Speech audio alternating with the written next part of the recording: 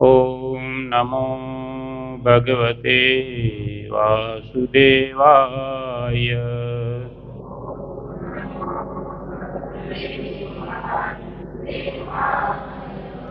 ॐ नमो भगवते वासुदेवाय।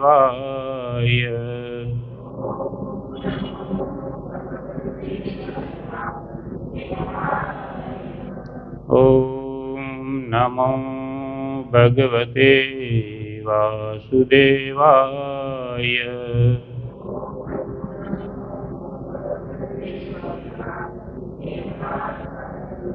ॐ अज्ञानतिमिरान्धस्य ज्ञानाञ्जनशलाकया चक्षुरुन्मीलितं येन तस्मै श्रीगुरुवे नमः। नमः ॐ विष्णुपादाय कृष्णप्रेष्ठाय भूतले श्रीमते भक्तिवेदान्त स्वामी इति नामिने। नमस्ते सारस्वते देवे गौरवाणी प्रचारिणे निर्विशेषशून्यवादी पाश्चात्यदेशतारिणे। जय श्री कृष्ण चैतन्य प्रभु नित्यानंद श्री अद्वैत गदाधर श्रीवासादि गौर भक्तवृंद। हरे कृष्णा कृष्ण कृष्ण हरे हरे, हरे राम राम राम हरे हरे। हरे कृष्ण। ओम यं ब्रह्मा वरुणेन्द्र रुद्रमरुत स्तुवन्ति दिव्यैस्तवे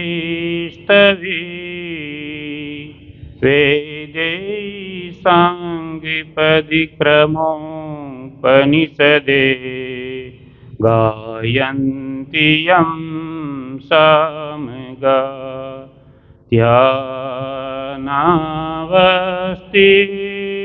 तदिगतेन मनसा पश्यन्ति यं योगिनो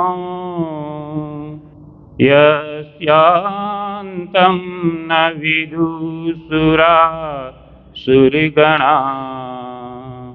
देवाय तस्मै नमः, देवाय तस्मै नमः। हरे कृष्ण। સત્સંગમાં ઉપસ્થિત બધા જ ભક્તોનું સ્વાગત છે। બધા ભક્તોના ચરણમાં પ્રણામ।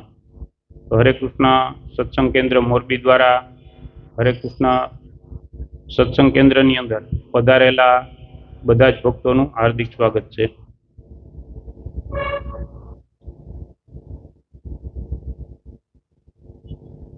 તો પ્રથમ દિવસમાં ગીતા કોર્સમાં આપણે મનુષ્ય જીવનનો ઉદ્દેશ્ય શું છે, કે મનુષ્ય જીવન આપણે પ્રાપ્ત થયું છે તો તેનો હેતુ શું છે। એટલે કે 84 લાખ પ્રકારની યોનિ છે, એમાં મનુષ્ય જીવન શ્રેષ્ઠ છે। તો એ શ્રેષ્ઠ તત્વ આપણામાં કયું છે, જેના વિષયમાં આપણે શ્રવણ કર્યું હતું। અને લાસ્ટમાં આપણે એ નિર્ણય ઉપર આવ્યા કે મનુષ્યમાં જે મહત્વપૂર્ણ તત્વ છે કે જેના કારણે મનુષ્ય શ્રેષ્ઠ છે, એ જે તત્વ છે એ તત્વ એ છે કે મનુષ્ય છે એ ધર્મને સમજી શકે। એટલે કે જન્મ મૃત્યુ જરા વ્યાધિથી મુક્ત થવું અને પરમ સત્યની શોધ કરવી, આ મનુષ્ય જીવનનો ઉદ્દેશ્ય છે। તો આ ઉદ્દેશ્યને છોડી અને જો અન્ય કાર્યમાં આપણે લાગશું તો આપણે કર્મ બંધનમાં બંધાઈ છીએ અને વારંવાર આ સંસારની અંદર જન્મ મૃત્યુ જરા વ્યાધિના ચક્રમાં ફસાઈ છીએ। તો આ રીતે આપણે મનુષ્ય જીવનના ઉદ્દેશ્યને સમજ્યા હતા। ત્યાર પછી આપણે કાલે લાસ્ટમાં એ સમજ્યા કે ભાઈ દુઃખ અનેક પ્રકારના છે। તો એની અંદર દુઃખ મૂળ બે પ્રકારના છે. એક દુઃખ એવું છે કે જેને આપણે સાપેક્ષિક દુઃખ કહીએ છીએ, એટલે કે સંબંધી દુઃખ, કે જે એકના માટે દુઃખ છે અને બીજી વ્યક્તિ માટે સુખ છે. તો એ બે વિષયને આપણે સમજતા હતા. ત્યાર પછી બીજું આપણે એ સમજતા હતા કે વાસ્તવિક દુઃખ. તો વાસ્તવિક દુઃખ શું છે? તો એના વિષયમાં શ્રીમદ ભગવદ્ ગીતામાં ભગવાને કીધું છે કે જન્મ મૃત્યુ જરા વ્યાધિ દુઃખ દોષાનું દર્શનમ. એટલે કે જન્મ, મૃત્યુ, જરા અને વ્યાધિ, આ જે ચાર પ્રકારના દુઃખ છે કે જેને ચાર સમસ્યા પણ કહેવામાં આવે છે, એ વાસ્તવિક છે કે જેનાથી મુક્ત થવા માટે આપણે પ્રયાસ કરવો જોઈએ. તો આ વિષયને આપણે સમજતા હતા. તો એના વિષયમાં આપણે એ સમજ્યું હતું કે આ જે ચાર દુઃખ છે એટલે કે ચાર સમસ્યા છે, એ સમસ્યાની અંદર ત્રણ શરતો લાગુ પડે છે, જેમાં આપણે સમજ્યા હતા કે સર્વ સામાન્ય છે પહેલી, કે બધાને માટે એક સમાન છે. બીજું કે કોઈ આનાથી બચી શકતું નથી. અને ત્રીજું કે તેમાં આપણી અપેક્ષા કાર્ય કરતી નથી, કારણ કે આપણે કહીએ ત્યારે આવે અને આપણે કહીએ ત્યારે જતી રહીએ, એવી રીતની સમસ્યા નથી. આ બધાય માથે લાગુ પડે છે. તો એ વિષયને સમજ્યા હતા. તો આજ આપણે પ્રથમ એ સમજશું કે આ ચાર સમસ્યા છે, એટલે કે જન્મ, મૃત્યુ, જરા અને વ્યાધિ, તેને આપણે થોડી વિસ્તારથી સમજીએ. હવે આ ચાર સમસ્યાની અંદર પહેલો વિચાર આપણે એ આવે કે ભગવાને અહીંયા જન્મ છે એને એક મોટી સમસ્યાની અંદર ગણી છે. કે ચાર સમસ્યા છે એમાં આપણે જોઈએ કે જરા, વ્યાધિ જે છે એ તો બરોબર કે સમસ્યા છે, પણ જન્મ તો એને સમસ્યામાં શા માટે મૂકી? એમ કે જન્મ છે એને ભગવાને એક દુઃખ અને એ પ્રથમ સ્થાન ઉપર મૂક્યું, એમ કે જન્મ, મૃત્યુ, જરા, વ્યાધિ, એમ જન્મથી શરૂઆત કરી. તો જન્મ છે એ કેવી રીતે દુઃખ છે એમ, તો તેના વિષયને આપણે સમજશું. તો તેના વિષયમાં શ્રીમદ ભાગવતમના 3જા સ્કંદમાં 31મા અધ્યાયમાં, જ્યાં કપિલ મુનિ છે એ માતા દેહૂતિને પ્રકૃતિ અને પુરુષનું જ્ઞાન આપે છે, 31મા અધ્યાયની અંદર એનું વર્ણન છે. તેની અંદર કહે છે કે જે જન્મ છે એ ખૂબ જ મોટી પીડા છે, એટલે એ દુઃખ છે. તો એના વિષયમાં આપણને એવું થાય કે ભાઈ જન્મ છે ત્યારે તો આપણે બધા ખુશ હોઈએ ને, કે માની લો કે કોઈનો જન્મ થાય તો આપણે બધા ખુશ હોઈએ છીએ, પેંડા બધાને બાંટતા હોઈએ છીએ, જલેબી બાંટતા હોઈએ છીએ. તો ભગવાને આને દુઃખ શું કામે કીધું એમ, અને એ પાછું પ્રથમ સ્થાન ઉપર મૂક્યું છે એમ. તો આપણે વિચાર આવે કે ભાઈ જન્મ છે એ શા માટે દુઃખ છે?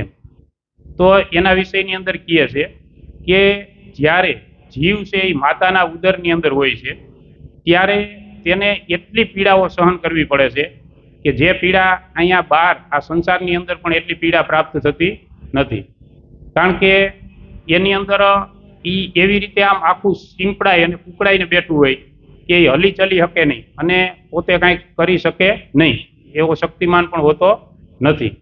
જેવી રીતે આપણે સહિત આપણને હાથ પગને બધું બાંધી અને કોઈ એક કોઠીની અંદર કદાચ 5 દી સુધી પૂરી દઈએ તો એ આપણી હાલત છે એ ખરાબ થઈ જાય. તો એવી રીતે જે જીવ છે એ માતાના ઉદરની અંદર 9 મહિના સુધી એવી રીતે રહે છે. અને બીજું કે એની અંદર એને અનેક પ્રકારની પીડાઓ પ્રાપ્ત થાય છે, કારણ કે એ જે છે એની અંદર માની લો કે માંસ ને મળ ને મૂત્ર ને એવું બધું હોય છે, અને એની અંદર એવા જીવાણુ હોય છે જે એને ચીટકા ભરે છે, જેના કારણે એને દર્દ થાય છે. તો આ જે પીડા છે એને આપણા શાસ્ત્રોની અંદર એવું કીધું છે કે જે નર્કની અંદર એમાં જે મોટું નર્ક છે કે જેમાં વધુ પીડા પ્રાપ્ત થાય એના કરતાંય 100 ગણી પીડા અહીંયા પ્રાપ્ત થાય છે. એટલી પીડા પ્રાપ્ત કરી અને ત્યાર પછી આપણે સંસારની અંદર આવીએ છીએ. તો ઘણા વ્યક્તિ એવું કહેતા હોય કે ભાઈ આપણા શાસ્ત્રો છે એની અંદર જે બધી વાતો કરી છે એ તો બધા ઋષિ મુનિ ને બધા નવરા હતા એટલે એની રીતે બધું લખી નાખ્યું છે. પણ આ જે એક પ્રૂફ છે એ એવું છે કે જે લોકો એમ કહે છે કે ભાઈ શાસ્ત્ર છે એ બધા એમ માનો કે ખોટા છે, કારણ કે શાસ્ત્ર છે એની અંદર કોઈ વેલિડ વસ્તુ નથી, આવું ઘણા બધા લોકો કહેતા હોય કે સાયન્ટિફિક નથી શાસ્ત્ર એમ. તો આ જે છે એ એવું સાબિત કરે છે કે શાસ્ત્ર છે એ સંપૂર્ણ રીતે સાયન્ટિફિક છે. તો એની અંદર આપણે જોઈએ તો એમાં આ જે અધ્યાય છે એની અંદર 31મો અધ્યાય 3જા સ્કંદનો, એની અંદર બાળક છે એનો જે જન્મ છે અને એનો જે વિકાસ છે એ માના ઉદરમાં કેવી રીતે થાય છે એના વિષયમાં પૂરું વિસ્તારપૂર્વક વર્ણન કરવામાં આવેલું છે કે જે વર્ણન ઉપરથી આપણે સમજી શકીએ કે આપણા શાસ્ત્રો છે એ સાયન્ટિફિક છે, સત્ય છે. કારણ કે આવી વસ્તુ જ્યારે આપણે બીજી વ્યક્તિને પ્રસ્તુત કરીએ ત્યારે એને શાસ્ત્રો ઉપર પૂર્ણ વિશ્વાસ બેસે છે. તો એની અંદર વર્ણન છે કે એક બાળક છે એનો માતાના ઉદરની અંદર કેવી રીતે વિકાસ થાય છે એનું વર્ણન કરવામાં આવ્યું છે. તો એમાં લખ્યું છે કે જ્યારે સ્ત્રી અને પુરુષ બંનેનું મિલન થાય છે ત્યારે શુક્ર દ્વારા જે આત્મા છે એ માતા છે એના ગર્ભમાં પ્રવેશ કરે છે અને ત્યાર પછી થોડો સમય જાય એટલે માતાનું રજ અને શુક્ર દ્વારા એક કલલ નામનું એક દ્રવ્ય બને છે, એટલે કે એક થોડુંક લિક્વિડ બને છે. અને ત્યાર પછી 5 રાત્રિ એટલે કે 5 રાત્રિ અહીં કહે છે એટલે કે 5 દિવસ અને 5 રાત્રિ જ્યારે જાય છે ત્યારે એક પરપોટા જેવું રૂપ ધારણ કરે છે કે જેને આપણે મેડિકલ સાયન્સમાં લગભગ બીજ કહીએ એમ, એવી રીતે પરપોટા જેવું રૂપ ધારણ કરે છે. અને ત્યાર પછી જ્યારે 10 દિવસ પસાર થાય એટલે કે 10 દિવસ અને 10 રાત્રિ પસાર થાય ત્યારે એ જે બીજ છે એ બોરના ઠળિયા જેવું એકદમ કઠણ બીજ બને છે. અને એ બીજ બન્યા પછી તેમાં માંસપેશીઓ અને એવું બધું વિકસિત થવાનું ચાલુ થાય છે. ત્યાર પછી જ્યારે 1 મહિનાનો સમય જાય ત્યારે એ જે બીજ છે એની અંદરથી પ્રથમ મસ્તક બહાર આવે છે. આ રીતે બાળક છે એનો માતાના ઉદરની અંદર વિકાસ થાય છે. જે ચર્ચા ભાગવતમની અંદર આજથી આપણે સામાન્ય ગણીએ તો 5000 વર્ષ પહેલા ભાગવતમની અંદર આ બધું લખવામાં આવેલું છે. હવે અત્યારે આ વસ્તુને આપણે પ્રૂફ સાબિત કરવી હોય કે ભાઈ આવું સત્ય છે કે અસત્ય છે, તો અત્યારે આપણે જોઈએ કે સોનોગ્રાફી મશીન ને એવું બધું આવ્યું છે. લગભગ એમ માનો ને કે 50 કે 60 વર્ષથી આવ્યું છે. તો અત્યારે આપણે એ પ્રૂફ કરી શકીએ કે ભાગવતમની અંદર જે લખેલું છે એ જ રીતે શું બાળકનો વિકાસ થાય કે નથી થતો એ પણ આપણે જાણી શકીએ. તો આની અંદર લખ્યું છે કે ત્યાર પછી જ્યારે 2 મહિના પૂરા થાય, 1 મહિને બીજની અંદરથી પ્રથમ મસ્તક બારે આવે, પછી જ્યારે 2 મહિના પૂરા થાય છે ત્યારે એની અંદરથી હાથ અને પગ એ બારે આવે છે. એટલે બીજની અંદરથી 2 મહિને આ 5 વસ્તુ બારે આવે છે: મસ્તક, હાથ, પગ. ત્યાર પછી હાથ પગ બહાર આવ્યા પછી જ્યારે 3જો મહિનો પૂરો થાય ત્યારે એની અંદર રૂવાટી, વાળ, અસ્થિ અને સ્ત્રી છે કે પુરુષ એના ચિહ્નો છે એ 3 મહિના પછી એની અંદર પ્રગટ થાય છે. કે 3 મહિના પછી આપણે જાણી શકીએ કે આ સ્ત્રી છે કે પુરુષ છે. એટલા માટે આપણે જોઈએ ને કે જે લોકો આ ગર્ભ હત્યા કરે છે અને જે ડોક્ટરો એવું કાર્ય કરે છે એ ડોક્ટરોની વાત છે કે એ એમ કહે છે કે ભાઈ 3 મહિના સુધી એની અંદર જીવ હોતો નથી એમ. એટલે આપણને એ સમજાવે એની ભાષામાં કે 3 મહિના એમાં જીવ હોતો નથી. એટલે 3 મહિના સુધી તમે ગર્ભ હત્યા કરો તો તમને પાપ લાગે નહીં. પણ વાસ્તવમાં ભાગવતમ અને ભગવદ્ ગીતા આધારિત જ્યારે આત્માનો પ્રવેશ થાય છે, માતાના ઉદરની અંદર આત્માનો પ્રવેશ થાય ત્યારથી જ એ બીજ બનવાનું ચાલુ થાય છે.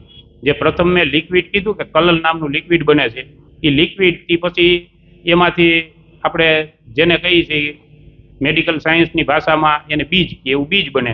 પછી આ બોરના ઠળિયા જેવું એક કઠણ એવું પિંડ બને છે. એ બધી વસ્તુ વિકસિત ત્યારે થાય છે કે જ્યારે એની અંદર આત્મા પ્રવેશ કરે છે.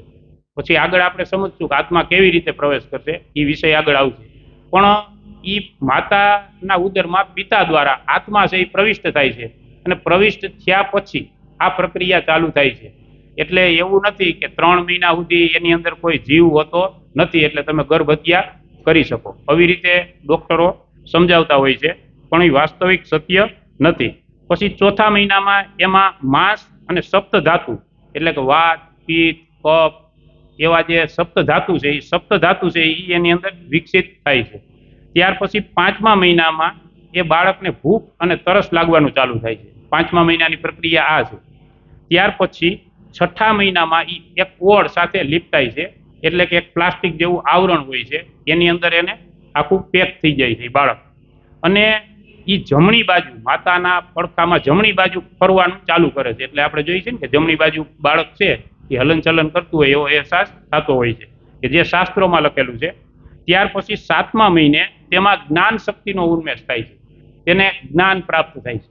હવે આ જે 7 મહિના થયા ત્યાં સુધી એ બાળક છે એ ભગવાનની હારે પ્રત્યક્ષ વાતું કરતો હોય છે, ભગવાનની હારે બધી વાતું કરતો હોય, કારણ કે એને બધી એની સ્મૃતિ છે એ યાદ હોય છે અને ભગવાને એની હારે વાત કરતા હોય છે. અને એની અંદર મેં કીધું એમ કે એને એવા જીવાણુઓ એવા ટચકા ભરે અને એવા હેરાન કરે કે એ બાળક છે એ એટલો બધો દુઃખી થાય છે એનાથી, અને એટલું બધું દર્દ થાય કે મૂર્છિત થઈ જાય છે. મૂર્છિત થઈ જાય પછી થોડો સમય મૂર્છિત રહીએ, વળી ભાનમાં આવે પછી ભગવાનને હાથ જોડીને પ્રાર્થના કરે કે હે પ્રભુ, મને તમે આમાંથી મુક્ત કરો અને હું બહાર જઈ અને તમારું ભજન કરી, કીર્તન કરી, હરિના ગુણગાન ગાય. આવી રીતે હરિની સાથે એ ન્યા ભગવાનને વચનથી બંધાય છે. પણ ભગવાન છે એ તો કૃપાસાગર છે, એટલે ભગવાન છે એ એના માટે વિશ્વાસ કરે છે કે કાંઈ વાંધો નહીં, તું તારે બારે જઈ અને સંસારમાં જઈને ભક્તિ કરજે, ભજન કરજે અને વાસ્તવિક ધામને પ્રાપ્ત કરી લેજે. કારણ કે આ જે પ્રક્રિયા છે એ આપણે ભગવાન સાથે વારંવાર આવી રીતે વચન દઈને આવીએ છીએ, કારણ કે અનેક જન્મથી આવી રીતે વચન દઈએ છીએ અને આપણે આવી રીતે ભગવાન પાસે પ્રોમિસ કહી અને પછી આ સંસારમાં આવીએ છીએ.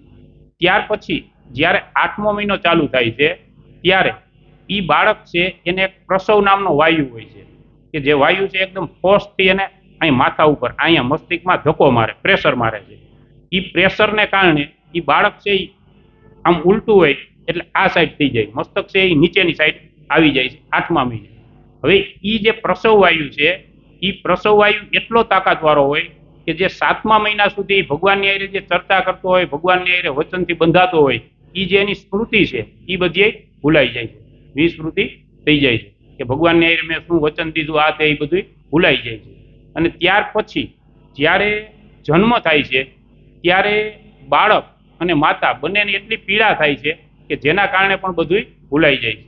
અને બીજું કે જે બાળક છે એ ભગવાનને ત્યાં પ્રાર્થના કરે છે, એ પ્રાર્થના પણ આપણા ભાગવતમની અંદર લખી છે કે આપણે અંદર ભગવાનને પ્રાર્થના કરીએ કે હે પ્રભુ, મારા માથે કૃપા કરો અને મને આ નરકમાંથી છોડાવો, મને બારે કાઢો, એટલે હું તમારું ભજન કરી, ભક્તિ કરી, કીર્તન કરી અને તમારા ધામમાં પ્રવેશ મેળવી લઈ, કે જેથી કરી અને મારે બીજી વખત આ સંસારમાં આવી રીતે પીડા ભોગવવી પડે નહીં.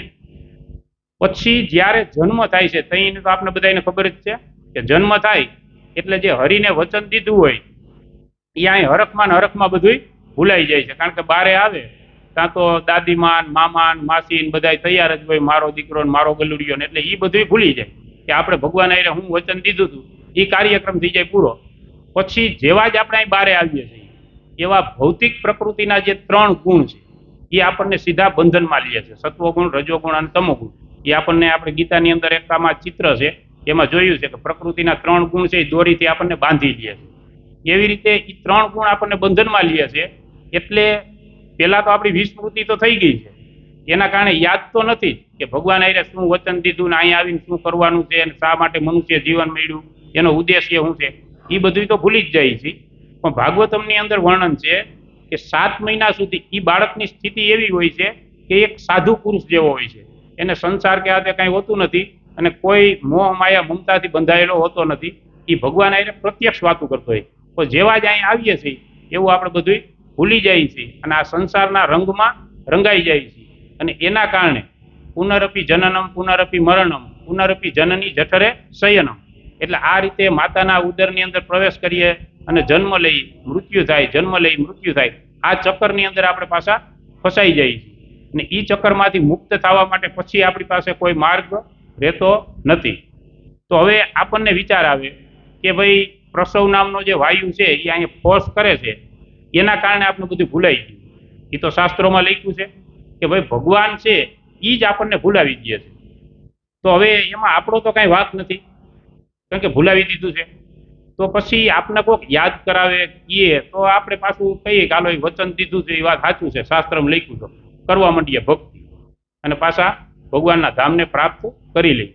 તો હવે એના માટે ભગવાને આપણને આ ભગવદ્ ગીતા આપી છે અને એની અંદર કીધું છે કે જીવે શું કરવાનું છે, કેવી રીતે એ આ ક્ષેત્રમાંથી મારા ક્ષેત્ર સુધી પહોંચી શકે, એમ કે ધર્મ ક્ષેત્રે, કુરુક્ષેત્રે અને મમ ક્ષેત્રે, એમ કે મારા ક્ષેત્રે કેવી રીતે પહોંચી શકે. એટલા માટે આ ભગવાને આપણે ભગવદ્ ગીતા આપી અને બીજું કે કાલે આપણે ચર્ચા કરી હતી એમ વારંવાર ભગવાન આવી અને આપણે ચેતવણી આપે છે કે ભાઈ આ સંસાર છે એ દુઃખાલય છે, અહીંયા રહેવા જેવું છે નહીં, અહીંથી જલ્દી નીકળવાનો પ્લાન કરવો જોઈએ.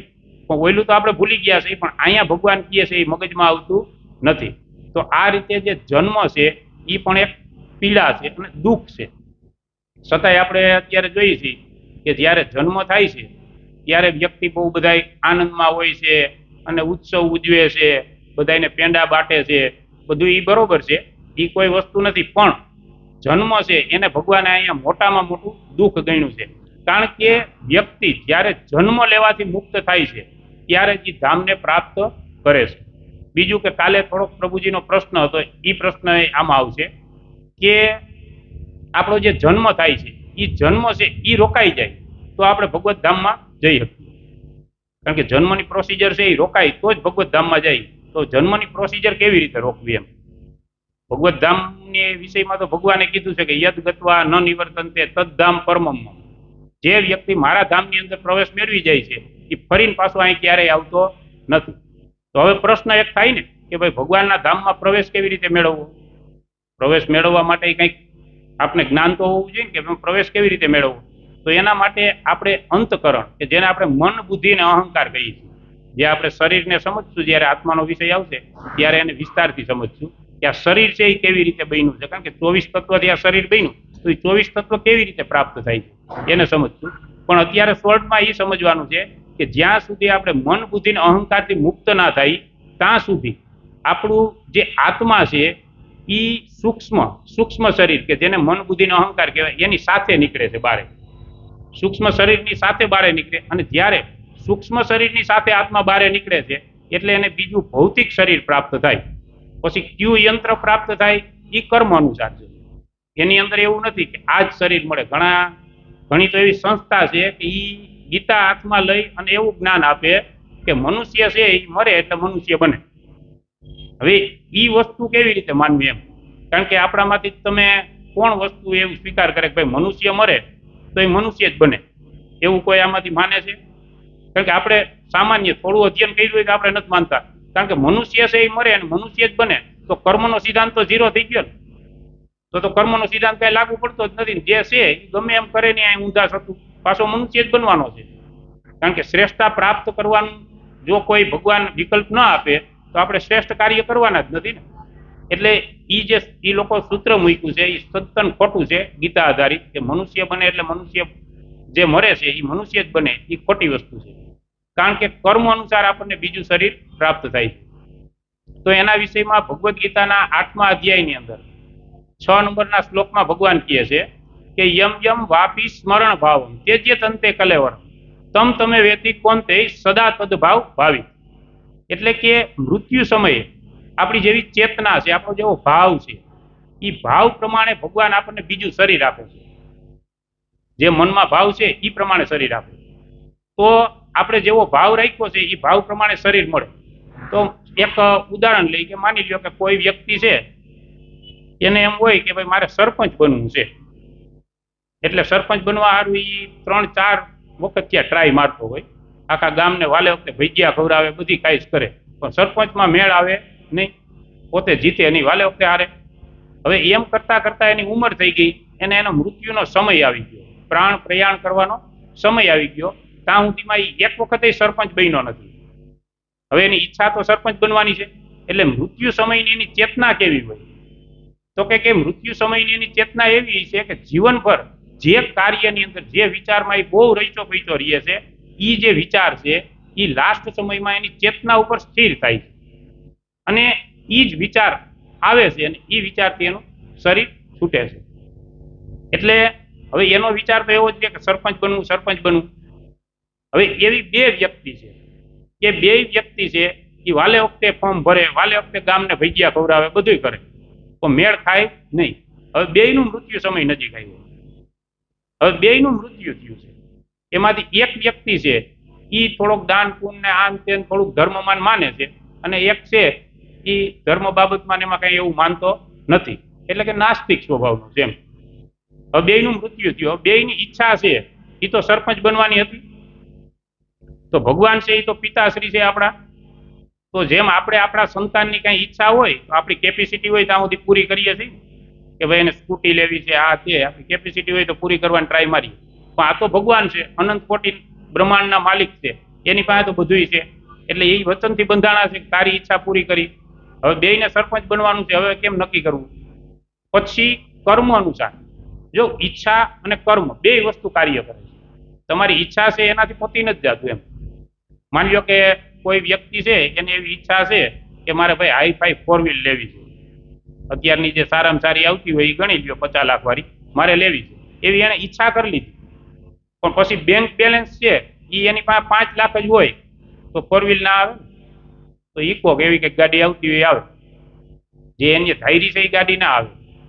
તો એનું કારણ છે કે ઈચ્છાથી પતતું નથી. એના માટે આપણી પાસે પુણ્યની બેલેન્સ હોવી જોઈએ. એકાઉન્ટમાં બેલેન્સ હોય એ પ્રમાણે ગાડી આવે. એવી રીતે આ બે વ્યક્તિએ ઈચ્છા કરી છે કે મારે સરપંચ બનવું છે. હવે બે પાસે જે કર્મ કર્મ અને ઈચ્છા બંને કાર્ય કરે છે. એના કર્મો કેવા છે? તો હવે ઓલી એક વ્યક્તિ છે એના કર્મો છે એ કૂતરા જેવા છે અને ઈચ્છા છે એ સરપંચ બનવાની છે. હવે બીજી વ્યક્તિ છે એની ઈચ્છા સરપંચ બનવાની છે, એના કર્મો સારા છે, મનુષ્ય જેવા છે, કે જે અહીં મનુષ્યની વ્યાખ્યા આપણે સાંભળીએ એવા છે. તો હવે બે વ્યક્તિ છે એને ભગવાન સરપંચ બનાવશે, પણ એક વ્યક્તિ છે એ કૂતરાનો સરપંચ બનશે. જેવી રીતે આપણે શેરી ગલીમાં જોઈએ ને કે 10 કૂતરા હોય એમાં એક મેન લીડર હોય, એ જ્યાં જાય ને એની વાંહે જ આખી ગેંગ જતી હોય, એ કેમ જ વેલા કરે, એટલે એને કૂતરાનો સરપંચ બનાવશે અને ઓને મનુષ્યનો સરપંચ બનાવશે. તો આ રીતે આ સિદ્ધાંત કાર્ય કરે છે. બીજું કે આગળ આપણે એ સમજશું કે આપણે ક્યાં ક્યાં કઈ જગ્યાએથી અહીં આવીએ છીએ અને મૃત્યુ પછી ક્યાં જાય છે. એટલે ઘણા ખરા વિષય જે આગળ આપણે આવશે. તે પછી વિષય હતો મૃત્યુ, જન્મ મૃત્યુ જરા વ્યાધિ. હવે આવે છે મૃત્યુ. તો મૃત્યુ છે એના વિષયમાં આપણે સામાન્ય એટલું સમજીએ કે ભાઈ મૃત્યુ કોનું છે એમ. પેલા વેલા તો મૃત્યુ આપણે કહીએ તો મૃત્યુ કોનું છે એમ. કોઈ ઉત્તર આપશે કે મૃત્યુ કોનું છે? હા, શરીર. કારણ કે ભગવાને કીધું છે કે જેનો જન્મ છે એનું મૃત્યુ છે. તો જન્મ છે એ શરીરનો છે, આત્મા છે એનો જન્મ નથી. જે આત્માના વિષયમાં આપણે ઊંડાણપૂર્વક સમજીશું. પણ જે શરીર છે એનો જન્મ છે, જન્મ છે એનું મૃત્યુ છે. એટલે શરીર છે એનું મૃત્યુ છે. હવે ગરુડ પુરાણની અંદર મૃત્યુના વિષયમાં કીધું છે કે મૃત્યુ સમયે વ્યક્તિને 40 થી 42,000 વીછી છે એ એકી સાથે ડંક મારે ને એટલી વેદના થાય. હવે અત્યારે આપણે જોઈએ આમાંથી કોઈને એક વખતે વીછી કઈડ્યો છે? એક વખત કઈડ્યા એવાય નથી. બરાબર, એક વીછી આપણને ડંક મારે ને તો એની વેદના આપણાથી સહન થતી નથી. આપણી હાલત છે એકદમ ડેન્જર થઈ જાય. તો એક આયરે 40 થી 42,000 વીછી ડંક મારે એટલી વેદના થાય છે. ત્યારે આ શરીર છે એને આત્મા છોડે છે. એટલું બધું દુઃખ થાય છે. તો હવે બીજો એ વિચાર આવે ને કે ભાઈ આવું બધું દુઃખ થાય તો ઘણા એવું કહેવાનું થાય કે ભાઈ અમારા દાદા હતા એ તો હાવ દાંત કાઢતા હોય, એને તો કાંઈ નહોતું થયું. એ વિચાર આવે ને, એ સમજવા જેવી વસ્તુ છે કે ભાઈ એવું કેમ. પણ એ અંતકરણની અંદર દુઃખ થાય છે અને એ વેદના છે એ બહારી આપણને દેખાતી નથી, પણ આંતરિક એને એટલી વેદના થતી હોય છે. અને એવી રીતે વ્યક્તિનું મૃત્યુ થાય છે. ત્યાર પછી કહે છે કે જ્યારે વ્યક્તિનું મૃત્યુ થાય છે ત્યારે એ એટલો બધો દુઃખી હોય છે. શું કામે? તો કે ભૌતિકવાદી જે વ્યક્તિ છે એ ખૂબ દુઃખી હોય છે. કારણ કે ખૂબ જ મહેનત કરીને એ બધું કમાણી બધી કરીને બધું ભેગું કર્યું હોય, કારખાના કર્યા હોય, બધું બનાવ્યું હોય, એને વિચાર આવે કે છોકરાઓ ક્યાંક ઊંધું સતું કરી નાખશે તો આખા જીવન સુધી મેં મહેનત કરી છે. બીજું કે સગા સંબંધી મિત્રો જે છે એની સાથે આપણા સંબંધને તોડવાના થાય છે. કારણ કે ખબર પડી ગઈ હોય ને કે હવે થોડો સમયમાં આપણે રજા લેવાની છે તો બધા મિત્રો આવીને હરે કૃષ્ણ, આપણે બધા મિત્રો સાથે સગા સંબંધી સાથે આપણા સંબંધ છે એ તૂટવાના છે, એ બધા જીરો થવાના છે. એટલે ખૂબ જ દુઃખ અને પીડા સાથે વ્યક્તિનું મૃત્યુ થાય છે. હવે બીજું કે જે વ્યક્તિ ભક્તિ કરે છે, ભજન કરે છે, અને જે વ્યક્તિ આ નથી કરતા, બે ટાઈપના છે. ભગવાનમાં શ્રદ્ધા વિશ્વાસ રાખે છે, ભક્તિ કરે ને ભજન કરે, અને એક વ્યક્તિ છે આ કાંઈ કરતા નથી. તો જે ભગવાનના ભક્તો છે, જે ભગવાનના શુદ્ધ ભક્તો છે, એના માટે જે મૃત્યુ છે એ કલ્યાણકારી છે. એ મૃત્યુથી ચિંતિત હોતા નથી. એને ચિંતા શા માટે નથી રહેતી મૃત્યુની? કોઈ ઉત્તર આપશે? ભક્તો છે એના હૃદયની અંદર એટલી ચિંતા ટેન્શન મૃત્યુનું હોતું નથી. એ આનંદ આનંદથી મૃત્યુનો સ્વીકાર કરે છે અને મૃત્યુને એક ઉત્સવની જેમ ઉજવે છે. તો એવું શા માટે? એનો ભાવ એવો શા માટે હોય છે?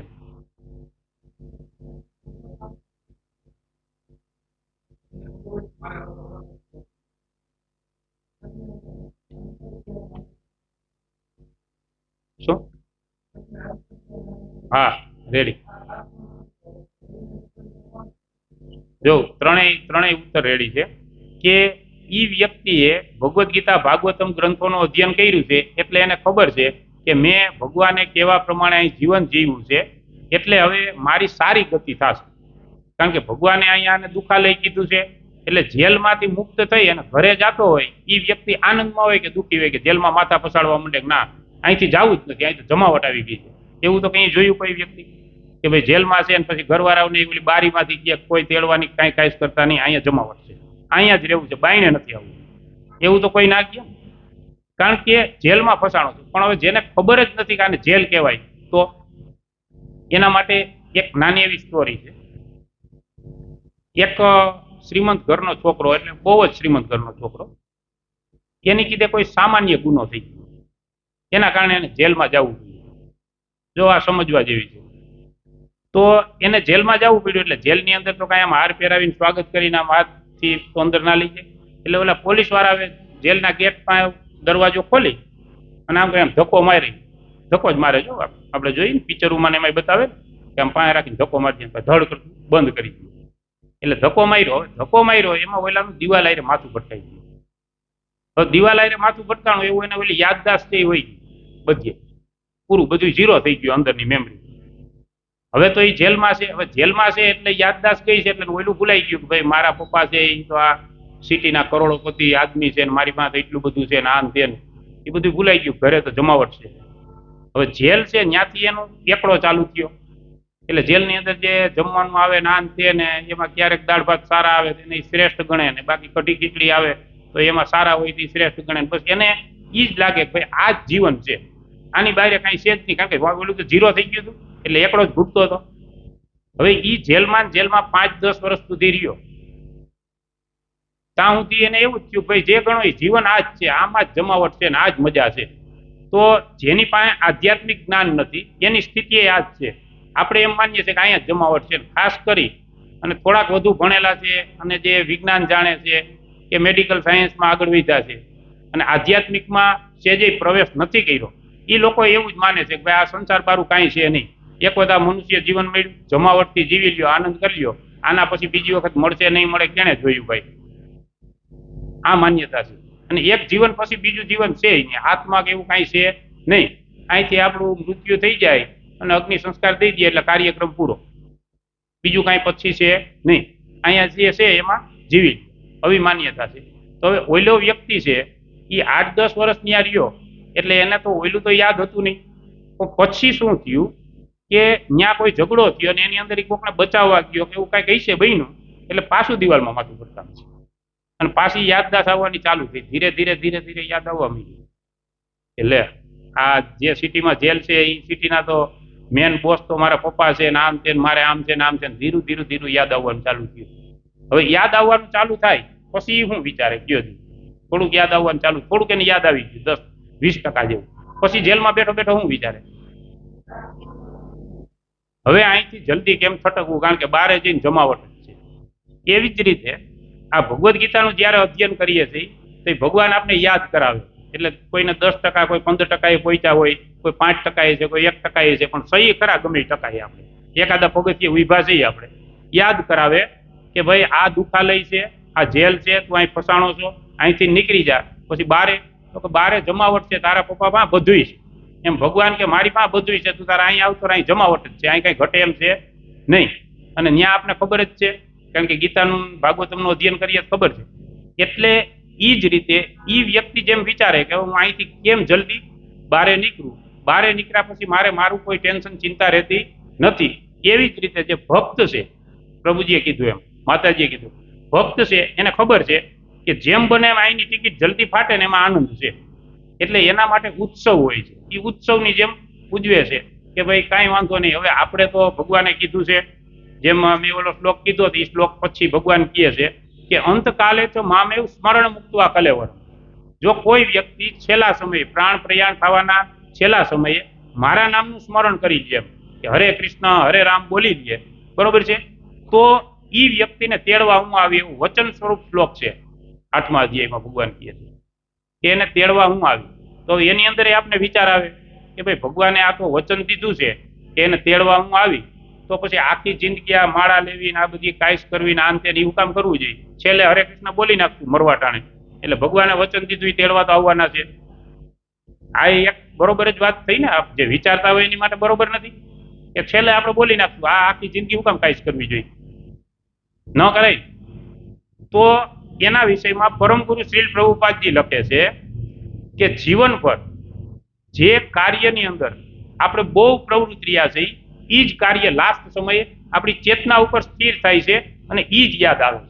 હવે જીવનભર માની લો મોટા હારું મકાન બનાવ્યું, વસ્ટેરા હારું બનાવ્યું ને નાના હારું બાકી રહી ગયું હોય ને એના બારી બાયણા ચડાવવાના બાકી હોય અને મૃત્યુ આંબી જાય, બરોબર છે, તો ઓલા બાયણા યાદ હોય કે નાનાનું જમાવટ વાળું હજી થયું નહીં, એમાં એસી બાકી રહી ગયા, બાયણા બાકી છે, કલર એ બાકી રહી ગયો અને ભાઈ વયા જાય. એટલે એમાં કઈ હરી યાદ આવે નહીં. એટલે જે વ્યક્તિ જીવનભર સુધી ભગવાનના નામનું સ્મરણ કરશે, સતત જે કાર્યની અંદર વધુ વ્યસ્ત છે, જે કાર્ય વધુ કર્યું છે એ જ કાર્ય એની સ્મૃતિની અંદર લાસ્ટ સમય આવશે અને એ કારણે એ બોલશે કે હરે કૃષ્ણ કૃષ્ણ કૃષ્ણ હરે હરે, હરે રામ રામ રામ હરે હરે. એટલે સામે દ્વારકાધીશ વિભાય છે અને એને લઈ જાય. તો હવે મને એમ લાગે કે આજે પોઈન્ટ લેવાનો હતો એટલે હવે તમને થોડોક ઉત્તર પ્રાપ્ત થયો કે એમ, બરોબર?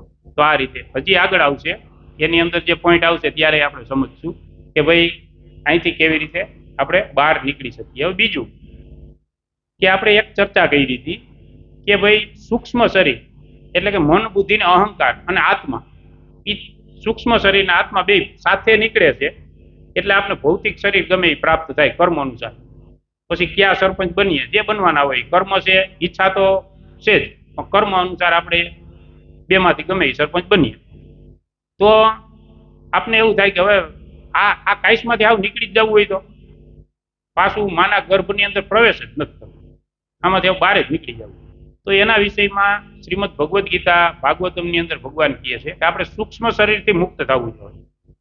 મન, બુદ્ધિ અને અહંકાર, મનની અંદર કોઈ વિચાર જ નથી રાખવો કે આ સંસારમાં મારે કઈ લાયક કરવા જેવું છે નહીં. લાસ્ટ સમયે જો સંત પુરુષો કે ગૃહસ્થો જે જ્ઞાની છે એ લાસ્ટ સમયે એના સંતાનોથી દૂર વયા જાય છે. આ બધા ઘણા સાંભળેલું છે ને કે ભાઈ સંતાનોથી દૂર વયા જાય છે. શું કામે? કે એને ક્યાંય આસક્તિ રાખવી નથી આ સંસારમાં, અને ભગવાનના નામમાં, ભગવાનના શ્રી ચરણમાં જેને આસક્તિ રાખવી, એની જગ્યાએ આપણામાં તો ઊંધું હાલે છે ને.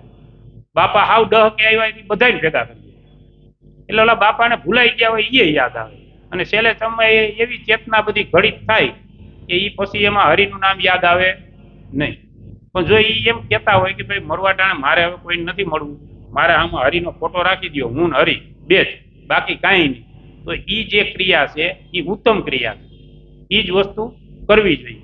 પણ એની જગ્યાએ આપણે તો શું છે કે હવે ભાઈ એક એક કરીને બધાય હગાવાના આવે, બરોબર, અને પછી એમાં એક બે કોઈ રહી જાય તો બાપા રજા લઈ, તો એની સ્મૃતિ એવી ઘડાય નહીં.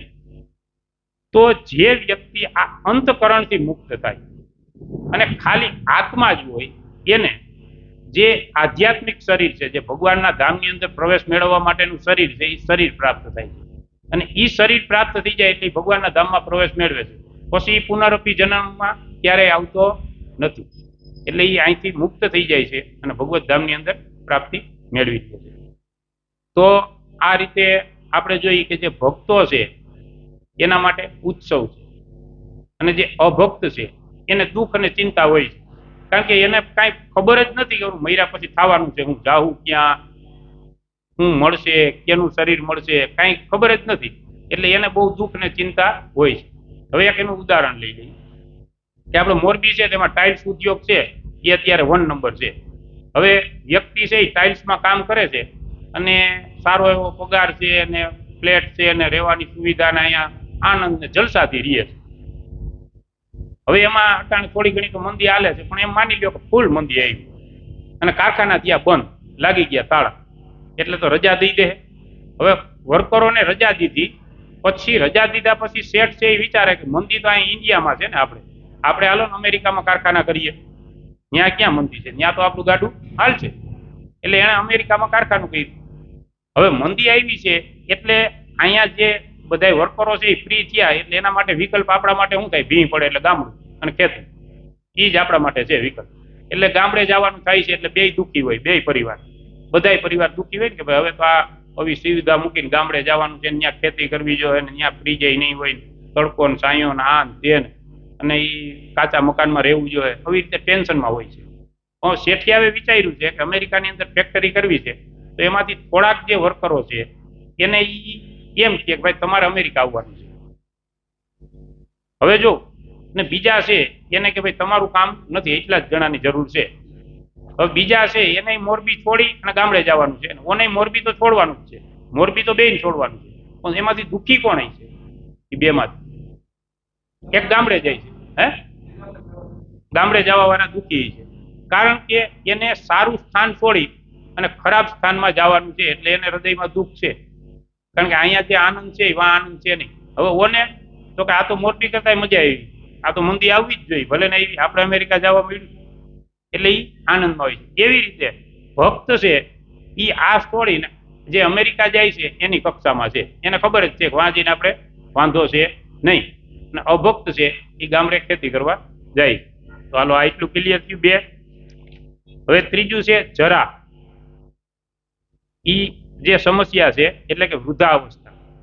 તો હવે વૃદ્ધાવસ્થા વિષયમાં તો તમે માનો ને કે આપણે કોઈને કઈ કીધા જેવું જ નથી, કોઈને ખાવું ગમતું જ નથી, બધાને જુવાન જ રહેવું છે, બરોબર છે ને?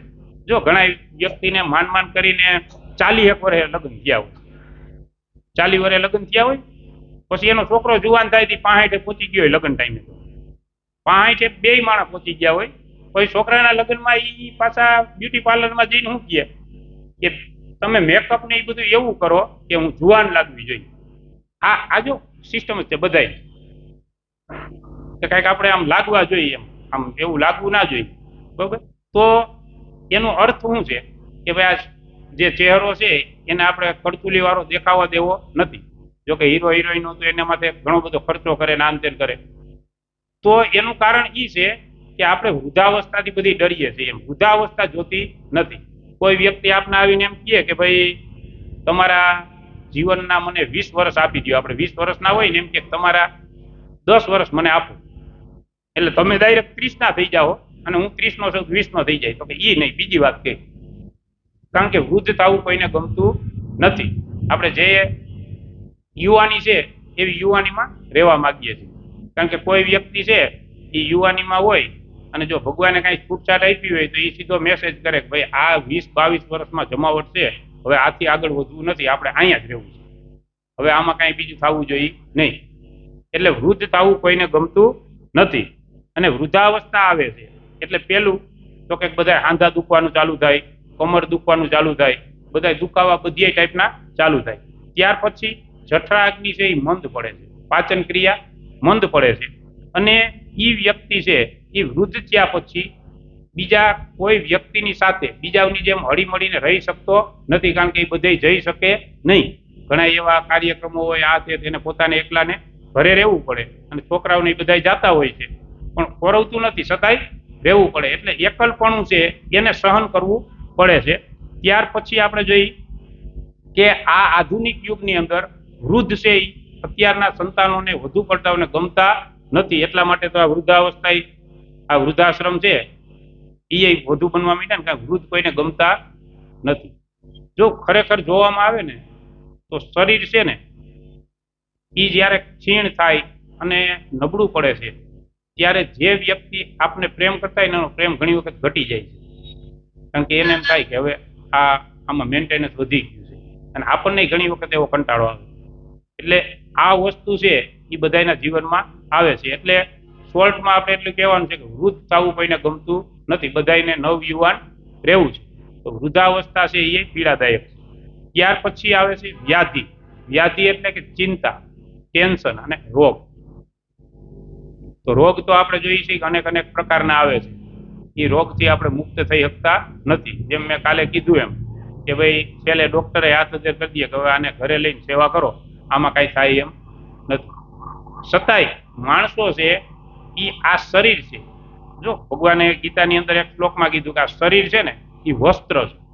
કે આપણે જયારે આત્માનું ટોપિક આવશે ત્યારે એ શ્લોક આવશે કે આ શરીર છે એને વસ્ત્ર કીધું છે. તો આ વસ્ત્ર છે એટલે એ વસ્ત્ર એટલે કે શરીર. તો શરીર છે એ વૃદ્ધ થાય ત્યારે એની અંદર ફાટફૂટ થાય. એટલે કે પેલા માની લો કે પગના બધા આંધાના અંતે દુખવાનું થાય તો એનું જે ઓપરેશન થતું હોય એ કરાવી લઈ. બીજું કઈ દુખે ને એ કઈ જે કઈ સ્પેર પાર્ટ બદલતા હોય એ બદલાવી લઈ. તો આ જે બધું છે એ આ જે કુર્તો છે એની અંદર થીગડા મારવા સમાન છે. થીગડા મારીને આપણે હાકીએ ખરા. દાદા છે 60 પહોંચ્યા હોય અને ડોક્ટર એમ કે હવે આમાં લીવર નબળું પડી ગયું, કિડની નબળી પડી ગઈ છે, પાચન શક્તિ મંદ થઈ ગઈ છે, તો એ આપણે કહીએ કે થોડું ઘણું કઈ થીગડું લાગે એવું કરો એટલે એ જીવી શકે. તો ડોક્ટર થીગડું મારી પછી થોડાક સમય પછી પાછા લઈને જાય દાદાને, સાહેબ હજી આમાં કઈક થોડું ઘણું થીગડું લાગે તો મારો. તો દાદા થોડાક વરખ ખેંચી પછી એમને જાતા જ રહી. પછી ડોક્ટર શું કે ભાઈ હવે આ દાદાનું કાંઈ થાય એમ નથી. જેવી રીતે આ કુર્તો છે તે અહીંથી ફાઈટો એક થીગડું મર્યું, અહીંથી ફાઈટો એક મર્યું, અહીંથી ફાઈટું મર્યું, અહીંથી એમ થીગડા મરેવા કર્યો. પછી હું કુર્તો છે એ 10મી વખત દરજી પાસે લઈને જાઉં. પછી દરજી શું કે ભાઈ હવે આમાં થીગડું લાગે એમ નથી, હવે આને તમે નાખી આ હવે હાલે એમ નથી. એવી રીતે આ શરીર છે એની અંદર એવી રીતે આપણે થીગડા મરવી જ્યાં સુધી ખેંચાય ત્યાં સુધી તો ખેંચી જ લઈએ. છેલ્લે તો આપણે બધા સ્પેર પાર્ટ બદલાવી નાખીએ, એક એક કરીને બધા સ્પેર પાર્ટ બદલાવી નાખીએ, બધીએ કાંઈ કરી લઈએ, છતાંય મૃત્યુથી બચી શકીએ નહીં. એટલે ઈ આવે ને આવે. તો મનુષ્ય જીવન છે ઈ આવી રીતે કહેવામાં આવ્યું છે કે પરમ સત્યની શોધ કરવા માટે મળ્યું છે. તો ભાગવતમની અંદર એક શ્લોકની અંદર કીધું છે કે જીવસ્ય તત્વ જિજ્ઞાસા ના અર્થો શ્રેય કર્મ. એટલે કે એની અંદર કહે છે કે મનુષ્ય જીવન પરમ સત્ય માટે ઈચ્છા કરવા પ્રાપ્ત થયેલું છે, નિર્માયેલું છે, અને તેના કાર્યનો અન્ય કોઈ આ મનુષ્ય જીવનનું અન્ય કોઈ ધ્યેય હોવો જોઈએ નહીં. પરમ સત્તા એટલે કે ભગવાન પરમ તત્વને પ્રાપ્ત કરવા એ જ મનુષ્ય જીવનનો ધ્યેય હોવો જોઈએ. એ માટે આ મનુષ્ય જીવન મળેલું છે. તો સાર એ છે કે દુઃખોનું મૂળ કારણ જાણવું અને પરમ સત્યની શોધ કરવી. બરોબર છે, આ મનુષ્ય જીવનનો મૂળ ઉદ્દેશ્ય છે. તો હવે આ રીતે આપણે 4 સમસ્યાને સમજ્યા કે ભાઈ 4 સમસ્યા છે એ મનુષ્ય જીવનની કઈ છે. હવે બીજું કે 3 પ્રકારના દુઃખ, કે જો કે આને આ સમસ્યા છે ને આપણે દુઃખે કહી શકીએ, પણ મૂળ જોવામાં આવે તો સમસ્યા છે. હવે આ જે 4 વસ્તુ આપણે સમજ્યા છે, જન્મ, મૃત્યુ, જરા અને વ્યાધિ, એ વાસ્તવમાં જોવામાં આવે તો જીવનમાં એક વખત આવે છે, એક વખત આવે છે. કારણ કે બહુ મોટી અને ગંભીર બીમારી છે એ એક વખત આવે. જન્મ એક વખત થાય, મૃત્યુ એક વખત છે. તો આ વસ્તુ છે એક વખત આવે. એ પછી જે આ 3 દુઃખ છે આ એ આખું જીવન સુધી આવે છે. અને ઈ ક્યાં છે તો એના વિષયમાં કીધું છે કે આધિ ભૌતિક, આધિ આધ્યાત્મિક અને આધિ દૈવિક, આ 3 દુઃખ છે. એમાં કીધું છે આધિ ભૌતિક એટલે કે અન્ય જીવો દ્વારા, આપણા જેવા જે અન્ય 84 લાખ યોનિના જે જીવ છે એ જીવો દ્વારા જે આપણને દુઃખ મળે છે એને આધિ ભૌતિક કહેવામાં આવે છે. તો એ કેવી રીતે તો કે ભાઈ કોઈ વ્યક્તિ છે એ વ્યક્તિને દુઃખ આપે, મચ્છરના કડો કરડી જાય તો દુઃખ આવે, વીછીના ડંખથી દુઃખ આવે, સર્પના ડંખથી દુઃખ આવે. અન્ય જીવો જ્યારે એના દ્વારા જે દુઃખ પ્રાપ્ત થાય છે એને આધિ ભૌતિક કહેવાય છે. ત્યાર પછી છે આધિ આધ્યાત્મિક દુઃખ. હવે આધિ આધ્યાત્મિક દુઃખ છે ને એ અત્યારે બહુ ફેલાયેલું છે. એ દુઃખ કેવું છે તો કે સ્વતઃ ઉત્પન્ન કરીએ છીએ, એમાં કોઈ આપણને કાંઈ દુઃખ દેવા આવતું નથી, આપણે આપણી રીતે ઉત્પન્ન કરીએ. એ કેવી રીતે થાય? માની લ્યો કે આપણે કોઈ દુઃખ દે તો કોઈ આપણે કાંઈ મારે, કાંઈક ટચ કરે કે કાંઈક કહે તો આપણને દુઃખ થાય, એ બરોબર છે. પણ આ તો સ્વતઃ. તો એ તો કે ભાઈ હું ને આ મારો મિત્ર છે એમ બે મોરબીમાં હારે આવ્યા હતા, 15 વર્ષ પહેલા આવ્યા હતા, અને એ તો જો ધંધાની અંદર કેવી પ્રગતિ કરી ગયો, 4 વ્હીલ લીધી, બંગલો બનાવ્યો ને આ કર્યું ને ઓયલું કર્યું ને, અને આ કરતો હશે હું કાંઈ સમજાતું નથી. એમ બીજાનું સુખ જોઈ અને અંદર બળતરા કરે ખરેખર ઓયલાને ખબર નથી કે આ અંદર હરગે છે મારા હારું, પણ એ બીજાનું સુખ જોઈ અને સ્વતઃ પોતાના હૃદયની અંદર બળતરા ઉત્પન્ન કરે. તો આ જે દુઃખ છે એને આધ્યાત્મિક દુઃખ કહેવાય છે, કે આપણે સ્વતઃ ઉત્પન્ન કરીએ છીએ.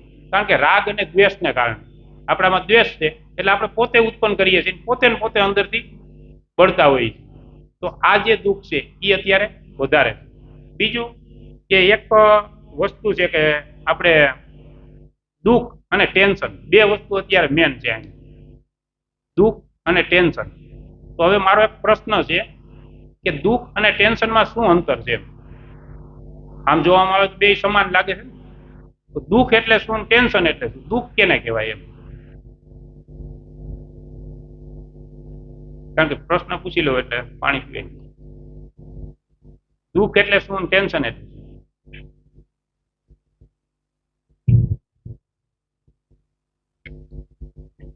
દુઃખ તો ખબર જ હોય ને, દુઃખ કેને કહેવાય એમ. હાલો ટેન્શન ને આપણે પછી એમ. દુઃખ એટલે ચિંતા છે એ તો ટેન્શન ની આજુબાજુમાં આવી ગઈ.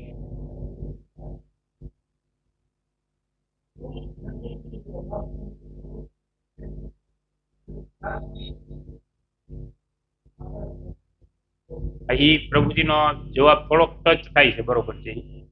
ઓલું બધું મનની અંદર છે અને આ વાસ્તવિકતા છે. એ પ્રભુજીએ જવાબ આપ્યો હોય એ ઓકે થાય છે કે દુઃખ એટલે તો કે હાથ ભાંગી જાવ, હાથ ભાંગી ગયો મારો, એ દુઃખ છે. આ કાંડું નોખું થઈ ગયું એ દુઃખ છે. એ થઈ ગયો, હવે એની સારવાર કરવાની છે, ડોક્ટર ગોતવાના બધું કરવાનું છે, દુઃખ છે. પણ ટેન્શન તો કે હાથ ભાંગી જાય તો, મારું આવી રીતે એક્સિડન્ટ થઈ જાય તો, આમ થઈ જાય તો. હવે જે તો છે ને એનું કોઈ નિવારણ નથી. એટલે અત્યારે જે માણસો છે એ વધારે પડતા ટેન્શનમાં છે ને એની અંદર તો છે, અને તો છે ને એ હંધાઈથી વધારે ડેન્જર છે. કારણ કે એનો કોઈ અંત જ નથી ને તોનો.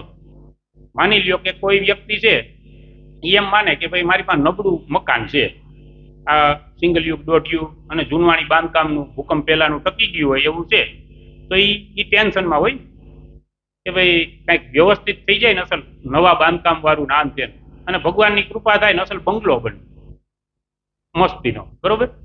પછી બંગલો બને એટલે આપણે ખબર છે કે આપણે 25-30 હજારનું ફર્નિચર તો કરાવીએ જ છીએ બધા, પ્લાય એટલી બધી ચોંટાડી દઈએ છીએ. પછી બંગલો થઈ ગયો, એમાં રેવાય હોય ગયો અને અસલ ફર્નિચરે કરી નાખ્યું કમ્પ્લીટ. પછી પાછો સોફા ઉપર બેઠો બેઠો આમ બેઠો હોય આમ છે. આ બધું તો કર્યું પણ નહીં, આમાં આગ લાગે તો આ ઘાયે ઘા હરગી જાય. કારણ કે આમાં પ્લાય 2 ખટારા વાપરી છે, વળી પાછું ટેન્શન આવ્યું. એટલે કે આમ થાહે તો, આમ થાહે તો છે એનું કોઈ નિવારણ નથી. ઈ છે ટેન્શન. અને ટેન્શન છે એ અત્યારના સમયમાં વધ્યું છે. પહેલાના સમયમાં આપણે કહી કે આપણા જે વૃદ્ધ હતો એ બધાને દુઃખ હતું, પણ એ દુઃખ હતું, ટેન્શન ત્યારે નહોતું. એ લોકો કઈ ટેન્શન નહોતા લેતા આપણા જેટલું. આપણે તો હવે ભરપૂર ટેન્શન લઈ છે. ટેન્શન છે એ દુઃખ કરતા ડેન્જર છે. એટલે દુઃખ એટલે કે આંગળી કપાઈ જાય, અને ટેન્શન એટલે કે આંગળી કપાઈ જાય તો, હાથ કપાઈ જાય તો, આમ થઈ જાય તો, આ થઈ જાય તો, એ તો છે એ આપણને હેરાન કરે છે. અને એનાથી જ આપણે અત્યારે બધા પીડાઈ છીએ. તો આવી રીતે પ્રથમ દિવસ છે એની અંદર આપણે કાલે જ સમજી લીધું કે મનુષ્ય જીવન છે એનું ઉદ્દેશ્ય જન્મ મૃત્યુ જરા વ્યાધિથી મુક્ત થવું અને પરમ સત્યની શોધ કરવી. કારણ કે મનુષ્ય જીવન એ માટે મળ્યું છે. અહીંયા આપણે એમ કહીએ કે એટલું ભેગું કરી લેવું ને એટલું મેળવી લેવું ને હાથ પેઢીનું હાજુ કરી લેવું, ખરેખર એ માટે જીવન મળ્યું નથી. કારણ કે આ મનુષ્ય જીવન એક જ એવું છે કે જેમાં ભક્તિ કરી શકીએ, ભજન કરી શકીએ અને ભગવત ધામની પ્રાપ્તિ આપણે કરી શકીએ. તો હવે આ પ્રથમ વિષય છે એ સંપૂર્ણ રીતે આપણે પૂર્ણ કરીએ છીએ. ત્યાર પછી હવે આપણો બીજો વિષય છે.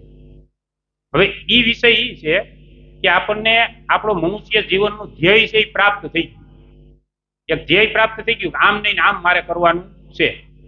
હવે એ કાર્ય કરવા માટે આપણી પાસે જ્ઞાન હોવું જોઈએ. કાંઈ પણ જ્ઞાન વગર તો એ થાય નહીં. હવે એક ઉદાહરણ એમાં લઈ લઈ. કારણ કે ઉદાહરણ દ્વારા એવું અસલ મગજમાં ફિટિંગ બેસી જાય કે એ તમને ઉદાહરણ યાદ આવે એટલે સિદ્ધાંત આખો આખો યાદ આવી જાય. હવે માની લો કે આપણે ઘરે જમીન સોફા ઉપર બેસીને ટીવી જોઈએ છીએ અને ટીવી જોતા જોતા સાંજે 9 વાગે સિરિયલ ચાલુ હોય અને ટીવી છે ભડક ભડક થઈને ઊભા ને આડા લીટા આવ્યા ને ટીવી બંધ થઈ ગઈ. હવે ટીવી બંધ થઈ ગઈ એટલે આપણે શું કરીએ? કોક થોડોક એવો ભાઈબંધ હોય કે જે ટીવી બાબતમાં જાણતો હોય કે આ છે એને રિંગ મારી, પેલા ભાઈ ટીવી જોતો તો આવી રીતે પેલા આમ ભડક ભડક થયું, પછી ઉભા લીટા આવ્યા, પછી આડા આવ્યા, પછી ગઈ. એટલે બોલો કે તો તારે એની અંદર સર્કિટ ગઈ છે, અંદર બે નાની નાની સર્કિટ આવી જ ગઈ છે, તો કાંઈ વાંધો નહીં. પછી આપણે ફોન મૂકી દઈએ અને બજારમાં જઈએ બે સર્કિટ લેતા એને કીધું સર્કિટ ગઈ, આપણે ખબર તો પડી ગઈ, ઉદ્દેશ્ય તો મળી ગયો, ટીવી રિપેર કરવાનો ઉદ્દેશ્ય પ્રાપ્ત થઈ ગયો. જેમ જન્મ મૃત્યુ જરા વ્યાધિથી મુક્ત થવું, પરમ સત્યની શોધ કરવી, ઉદ્દેશ્ય પ્રાપ્ત થઈ ગયો. એમ ઓયલાને પાકું થઈ ગયું કે ટીવી રિપેર કરવા માટે બે સર્કિટ આવે એ લઈ આવું બજારમાંથી. બે સર્કિટ લઈ આવીને ટીવી ખોલી નાખે, સર્કિટ નાખવા માટે બધું નોખું કરે ને જુએ તો અંદર તો કેટલી બધી સર્કિટ છે. હવે એમાં કેમ અંદાજ મારવો કે કઈ નાખવી, કારણ કે પોતાને એનું જ્ઞાન તો છે નહીં, તો એને કીધે થાય રિપેર નહીં. હવે એને એ સર્કિટ નાખવી હોય તો શું કરવું પડે, એને પોતાની નાખવી હોય તો હવે એને શું કરવું, સર્કિટ તો આવી ગઈ એની પાસે, એમ ઉદ્દેશ્ય આપણી પાસે આવી ગયો કે આપણે શું કરવાનું હે.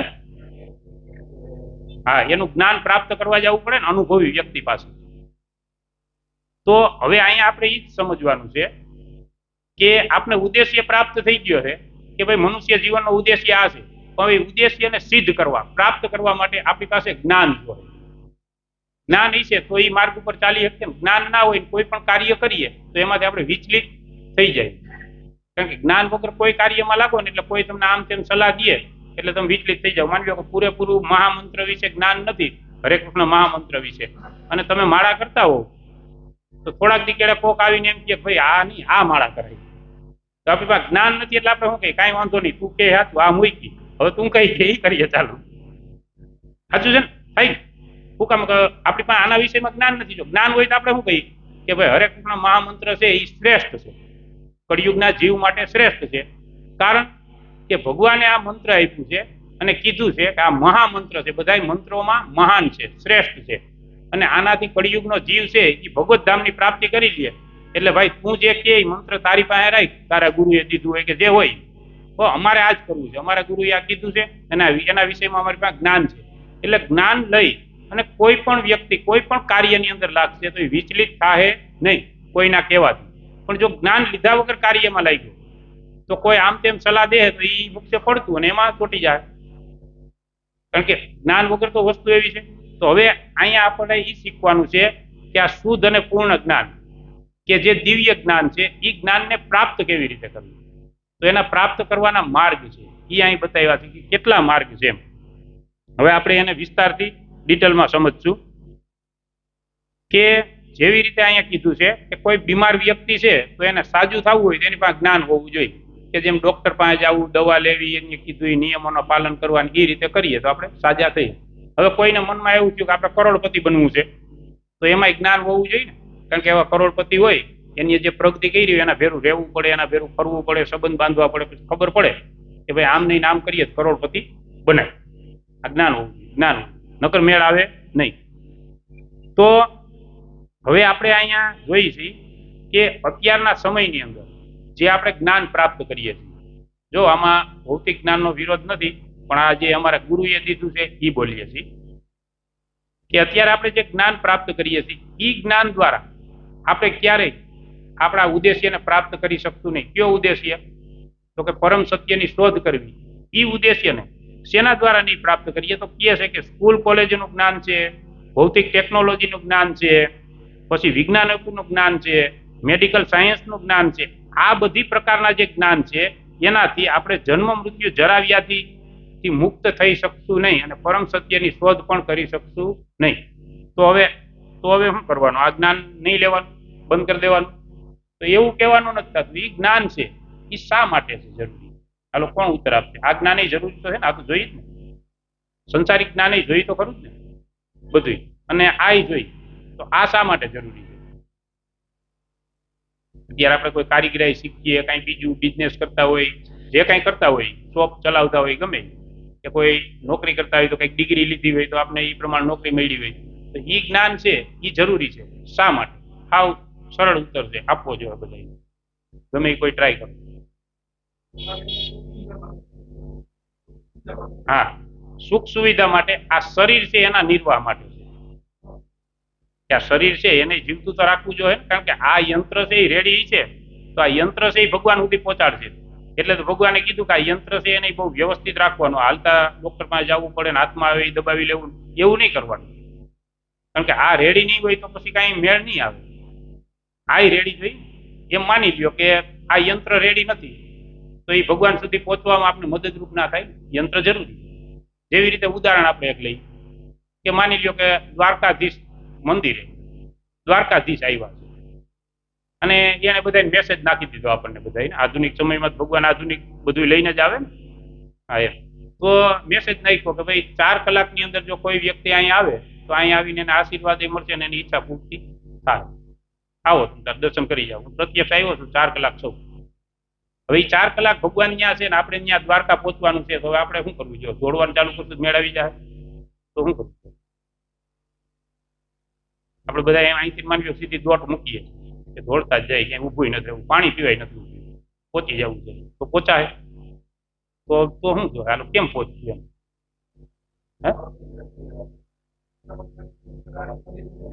વાહન જો હે ને, વાહન ટૂંકમાં એક વાહન જો હે અસલ સ્પીડી હાલે એવું સારું વાહન.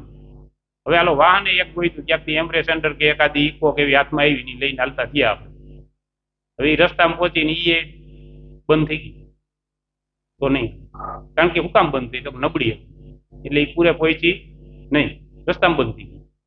તો એના માટે ભગવાન પાસે પહોંચવું છે તો વાહનની જરૂર છે, યંત્રની જરૂર છે. તો ભગવાને કીધું યંત્ર રૂઢાની માયા. આ યંત્ર છે, શરીર છે યંત્ર છે, યંત્ર બદલા કરે ને આત્મા એની અંદર છે. તો એ યંત્ર છે એ એકદમ સોલિડ જો તો આપણે ત્યાં પહોંચીએ. એટલા માટે આ યંત્રને સાચવવું જરૂરી છે. એના માટે આ જરૂરી છે કે ભાઈ આ બરોબર છે, પણ એ એના પૂરતું સીમિત. પછી તો કે આપણે ભગવત કાર્ય પણ કરવાનું છે. તો હવે અહીંયા કહેવાનો અર્થ એ થાય છે કે પરમ સત્યની શોધ કરવા માટે આ જે જ્ઞાન છે એ આપણને ઉપયોગી થશે નહીં. તો હવે આપણને એવું થાય કે ભાઈ આવું કેમ, એ શું કામે નહીં થાય? તો એ વિષયને આપણે સમજ્યા તો એક કહેવત છે કે ફલે ન પરિચિત. ફળ દ્વારા કોઈ પણ વસ્તુ છે એનો પરિચય થાય છે. એક વખત એક નાનું એવું છોડ હતું, એને એક વ્યક્તિએ પૂછ્યું કે ભાઈ તારો પરિચય શું છે? છોડ નાનું હતું એટલે પરિચય એટલે નાના છોડ હોય તે બધા એક સરખા લાગતા હોય એટલે કીધું તારો પરિચય શું? તો એણે કીધું કે ફલે ન પરિચિત. એમ તમે નિરાત રાખો, મને તમે પોષણ દો, પાણી દો, હું મોટું થઈશ અને મોટું થાય પછી એમાં ફૂલ આવશે અને પછી ફળ આવશે અને ફળ જો હોય એટલે તમને પરિચય થઈ જાય કે હું જમરૂખ છું, દાડમ છું, શું છું. કારણ કે ફળથી પરિચય થાય. એવી રીતે ફળ દ્વારા કોઈ પણ વ્યક્તિનો પરિચય થાય. એવી રીતે આપણે જોઈએ છીએ કે ભાઈ ભગવદ્ ગીતા છે ઓલ વિશ્વની અંદર બધે વંચાય છે અને ભગવદ્ ગીતા છે એ આખા વિશ્વની અંદર ભગવદ્ ગીતાનો ડંકો છે.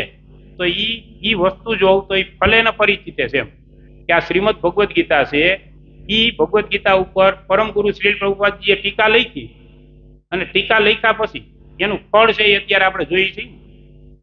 પ્રભુપાદે જે આ સંસ્થાની સ્થાપના કરી એના ટીકા લખી તો એ ફળ છે એ અત્યારે આપણે જોઈએ છીએ કે ભાઈ ફળ કેવું છે તો કે એના ઉપર આપણે ખબર પડી જાય છે. એમ ફલે ન પરિચિત. એમ તો આ સ્કૂલ કોલેજનું જ્ઞાન, આ ભૌતિક ટેકનોલોજીનું જ્ઞાન, આ જે જ્ઞાન છે એ કેવું છે તો એના વિષયમાં કહે છે કે પેન કિલર જેવું છે, કે દુખાવાની ગોળી જેવું છે. જ્યાં સુધી લ્યો ત્યાં સુધી થોડીક વાર રાહત રહીએ ત્યાં સુધી એમ થાય કે ઓહો રેડી થઈ ગયું, સાહેબનું કામ ઓકે. બાકી એક ગોળીમાં મને હાજો કરી દીધો, એક જ ગોળી આપીને રેડી કરી દીધું એટલે આપણે આનંદમાં આવી જઈએ. 2 દિવસ જાય કારણ કે સાહેબ દુખાવો તો એમનેમ જ છે, સાહેબે પેન કિલર જ આપી છે એટલે દુખાવો દબાવી દીધો છે મૂળ. પછી 2 દી જાય એટલે હતો નહીં ડબલ થઈને આવ્યો. પછી તો આપણે સાહેબને જે કહેતા હોય સમજી જાવ કારણ કે ડબલ થઈને સીધો આવે. પછી આપણે એમ થાય કે હા સાહેબે તો સૈતરા એની તો આ કંઈક એવી દવા આપી થોડીક વાર દુખાવો દબાઈ ગયો. એમ આ જે બધું જ્ઞાન છે એ પેન કિલર જેવું છે. દુઃખને નષ્ટ કરી શકે નહીં, રોગને નષ્ટ કરી શકે નહીં, પણ એને દબાવે છે. અને જેમ તમે કોઈ પણ સ્પ્રિંગ છે તેને બહુ જોરથી દબાવો પછી જ્યારે મૂકો ત્યારે શું પોઝિશન થાય, એકદમ તાકાતથી પાછી આવે. એવી જ રીતે દુઃખ છે એને આ જે બધી વસ્તુ છે એ દબાવે છે પણ દુઃખને નષ્ટ કરી શકે નહીં. તો સંપૂર્ણ રીતે દુઃખને નષ્ટ કોણ કરી શકે?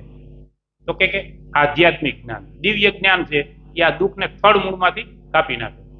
જેમ આપણે કહીએ કે ભાઈ દેશી ઔષધિઓ લઈએ તો દુઃખ છે એ મૂળમાંથી નષ્ટ થઈ જાય છે. એટલે આનાથી દુઃખ નષ્ટ થતું નથી. છતાંય આપણે જોઈએ છીએ કે અત્યારના સમયની અંદર ડોક્ટરો વધી રહ્યા છે, દવાઓ વધી રહી છે, મેડિકલ સ્ટોરો, દવાખાના બધું વધી રહ્યું છે.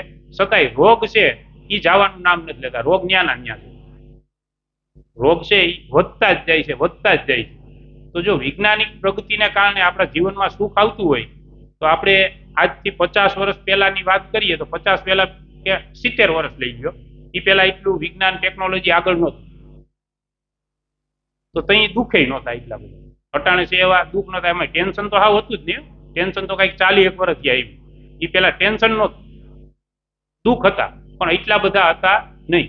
તો આપણે એવું સમજવાનું છે કે આ પ્રકારના દુઃખ જે છે એ ક્યાં નથી, તો કે એ એવી જગ્યાએ નથી કે જ્યાં આ જ્ઞાન છે એ બહુ વિકસિત નથી થયું, કે જ્યાં અવડું આ જે જ્ઞાન છે એ બહુ વિકસિત નથી થયું, ત્યાં આવા દુઃખ ને ટેન્શન નથી, માણસો આરામથી જીવે છે. પણ જ્યાં આ જ્ઞાન આવ્યું છે ત્યાં એની સાથે શું આવ્યું, તો કે કામકાજનો સમય વધ્યો છે, પછી તણાવ વધ્યા છે, પ્રદૂષણ વધ્યું છે, શોષણ વધ્યું, આતંકવાદ વધ્યો, કોમવાદ વધ્યો, આ બધી વસ્તુ આના ભેરી આવી છે. આજે આપણે પ્રગતિ કરી ને એના કારણે. તો આપણે શું કહીએ છીએ કે અમે પ્રગતિ કરી છે. આપણે બાપા હોય તેને શું કહીએ કે ભાઈ તમને ખબર ના પડે અત્યારના સમયમાં, અમને અમારી રીતે કરવા દો, અમે કારણ કે પ્રગતિ કરી છે. પણ વાસ્તવમાં જોવામાં આવે તો પરમ ગુરુ શ્રી પ્રભુપાદજી કહે છે કે જેટલા આપણે ભૌતિકની અંદર આગળ વધશું ને એટલા ધર્મ અને ભક્તિમાં આપણે પાછળ જવું. કારણ કે ભૌતિક જ્ઞાન છે ને એ અત્યારે એવું છે કે આપણને એક વસ્તુ કહે છે કે ભાઈ ભગવાન કે એવું કાંઈ છે જ નહીં. જો મેડિકલ સાયન્સમાં એમાં બહુ આગળ વધી ગયા હોય ને છોકરા, એ એમ જ કહે કે ધર્મ બર્મ કાંઈ છે નહીં, કે ભગવાન જ નથી, લ્યો એવું કહે છે. હુકામે એ એવું માને છે કે આ બધી સંસાર છે ઓટોમેટિક હાલે છે. પણ આપણે આ પ્રગતિ કરી, એ પ્રગતિ છે એ આપણને દુઃખ દે છે.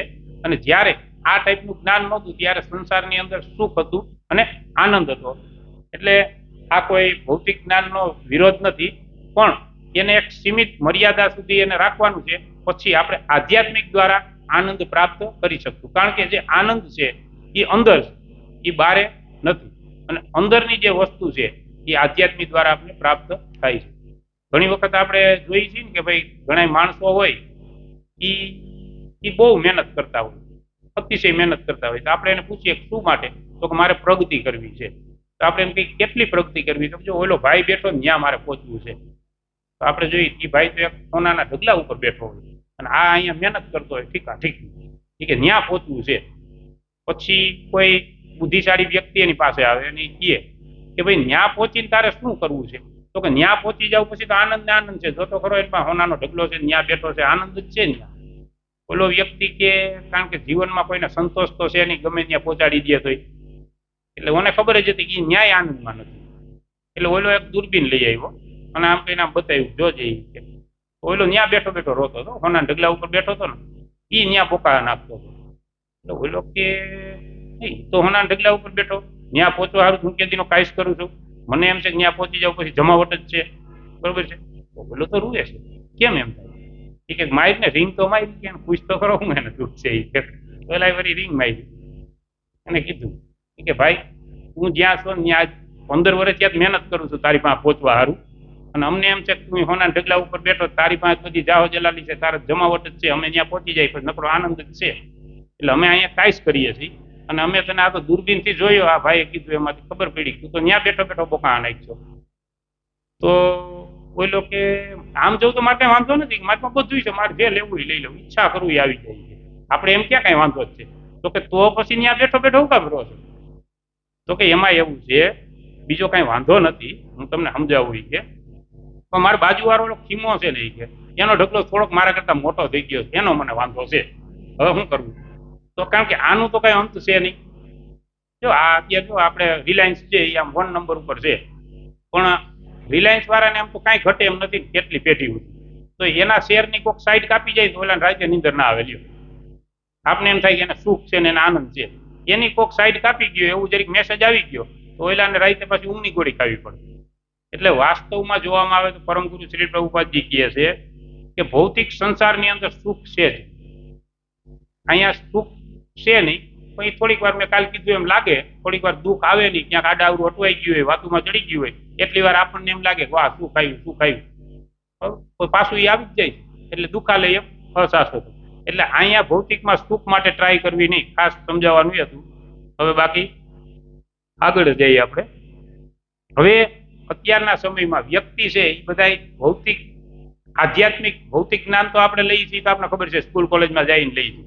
આધ્યાત્મિક જ્ઞાન કેવી રીતે પ્રાપ્ત કરે છે એના વિષયમાં કહે છે કે પેલા થોડુંક પેપરમાંથી વાંચી લે, આધ્યાત્મિક થોડુંક હોય, પછી ટીવીમાં થોડાક ધાર્મિક સિરિયલો જોઈ લે, પછી થોડાક એવા પુસ્તક વાંચી લે, કોઈ સાધુ પાસે જઈને થોડુંક સાંભળી લે, અને પછી બધું મિક્સિંગ કરીને પોતાનો સિદ્ધાંત બનાવે ને કહે છે કે આ ધર્મ છે, આને આધ્યાત્મિક જ્ઞાન કહેવાય. તો એવી રીતે આધ્યાત્મિક જ્ઞાન પ્રાપ્ત થાય નહીં. એના માટે એક મેથડ છે, એ મેથડ દ્વારા એ જ્ઞાન પ્રાપ્ત થાય. થોડુંક અહીંથી લઈ લઈ, થોડુંક અહીંથી લઈ લઈ, અહીંથી લઈ લઈને બધું ભેગું કરીએ તો એમ આધ્યાત્મિક જ્ઞાન પ્રાપ્ત થાય નહીં. તો એ પ્રાપ્ત કેવી રીતે કરવું? તો એના વિષયમાં આપણે એક અહીંયા સમજાવે છે કે ભાઈ કોઈ વ્યક્તિ છે ને ડોક્ટર બનવું છે, કોઈને એમ થાય કે મારે ડોક્ટર બનવું, તો એ ડોક્ટર કેવી રીતે બની શકશે? એવી રીતે બની શકશે થોડુંક અહીંયા ભણી આવે, થોડુંક વાં ભણી આવે, થોડુંક વાં ભણી આવે, પછી આવતો રહીએ એટલે એને MBBS ની ડિગ્રી દઈ દે સરકાર છે ના દે. તો એને શું કરવું પડશે? તો કે એને ક્રમસર જે પદ્ધતિ છે એ પ્રમાણે ભણવું જોઈએ, 12 સાયન્સમાં જવું જોઈએ, ટકાવારી લેવી જોઈએ, મેડિકલ સાયન્સમાં જવું જોઈએ, અને તે પછી એને ડિગ્રી મળશે. તે પછી કોઈ પ્રમાણિક અને સારા ડોક્ટરની નીચે એને કાર્ય કરવું જોઈએ અને ત્યાર પછી પ્રેક્ટિસ કરી છે. તો એક શરીર રિપેર કરવાના ડોક્ટર બનવા માટે જો આવી પ્રોસિજર હોય, બરોબર છે, તો આ વસ્તુ તો આધ્યાત્મિક જ્ઞાન છે, જે દિવ્ય જ્ઞાન છે. તો એના માટે કઈક પ્રોસિજર તો હોય, એ એમને તો કઈ મળે નહીં. તો એના માટે શું પ્રોસિજર છે? તો કે એના માટે સ્કૂલ છે, કે જેવી રીતે આધ્યાત્મિક મંદિરો છે કે જ્યાંથી આપણને જ્ઞાન પ્રાપ્ત થાય અને પરંપરા દ્વારા આપણે લેવું પડે. તો હવે ઈ જ્ઞાન પ્રાપ્ત કરવા માટે આપણે જોવાનું છે કે ભાઈ અહીંયા અમુક એવા પ્રમાણ આપવામાં આવ્યા છે કે આધ્યાત્મિક જ્ઞાન લેવાની પદ્ધતિ શું છે. તો આપણે એ પદ્ધતિને સમજવું કે આધ્યાત્મિક જ્ઞાન પ્રાપ્ત કરવા માટે મૂળ 3 માર્ગ છે, મુખ્ય માર્ગ 3 છે આધ્યાત્મિક જ્ઞાનને પ્રાપ્ત કરવા માટે. તો એ 3 વસ્તુને આપણે સમજશું. એમાં પહેલું છે પ્રત્યક્ષ પ્રમાણ, બીજું છે અનુમાન પ્રમાણ, અને ત્રીજું છે શબ્દ પ્રમાણ. તો હવે આ 3 પ્રમાણ છે, એમાંથી શ્રેષ્ઠ કયું છે એ આપણે સમજવાનું છે આજે, કે એ 3 પ્રમાણમાંથી શ્રેષ્ઠ કયું છે. આમ જોવામાં આવે તો મેં અહીંયા એ પ્રમાણ થોડાક લખી રાખ્યા છે કે થોડુંક ક્લિયર થાય. આપણા શ્રીપાદ જીવ ગોસ્વામી છે, એમણે આધ્યાત્મિક જ્ઞાન પ્રાપ્ત કરવા માટે 10 પ્રમાણ આપ્યા છે ટોટલ. એમાંથી આ 3 પ્રમાણ છે એ મુખ્ય છે, એટલે એના ઉપર આપણે ચર્ચા કરશું. વાસ્તવમાં 10 પ્રમાણ છે, તો આ 3 પ્રમાણ ઉપર આપણે ચર્ચા કરશું. તો પહેલું છે પ્રત્યક્ષ પ્રમાણ. હવે પ્રત્યક્ષ પ્રમાણ એટલે શું? તો કે હું મારી હગી આંખે જોઉં તો માનું. કોઈ પણ વસ્તુનું જ્ઞાન કે કોઈ પણ વસ્તુની માની લેવી હોય તો હું એમ માનું નહીં, કારણ કે વૈજ્ઞાનિકો છે એની થિયરી છે, અમે જોઈએ તો માનીએ, નકર ના માનીએ. તમે કે સ્વર્ગ છે એ ના માનીએ, સ્વર્ગ જોઈ લઈ તો માનીએ આ સ્વર્ગ છે, બાકી માનીએ નહીં, કારણ કે એ એની મેથડ છે એ જ રીતે. એટલે કે અમે અમારી નરી આંખે જોઈ લઈ તો માનીએ. એટલે એ જે જ્ઞાન છે એ આપણી ઇન્દ્રિયોને આધારિત છે. જે આપણે કાલે ચર્ચા કરી હતી ઇન્દ્રિયો આધારિત છે, અને ઇન્દ્રિયો દ્વારા આપણે જ્ઞાન પ્રાપ્ત કરીએ છીએ. તો ઇન્દ્રિયોના વિષયની અંદર લખ્યું છે કે જે આપણી 5 ઇન્દ્રિયો છે, કે જે કાલે આપણે ચર્ચા થઈ હતી કે 5 ઇન્દ્રિયો છે એના દ્વારા જ્ઞાન પ્રાપ્ત કરીએ છીએ. તો એ 5 જ્ઞાનેન્દ્રિય કઈ છે? કોણ કે છે? કાલે તો ઉત્તર મળ્યો હતો.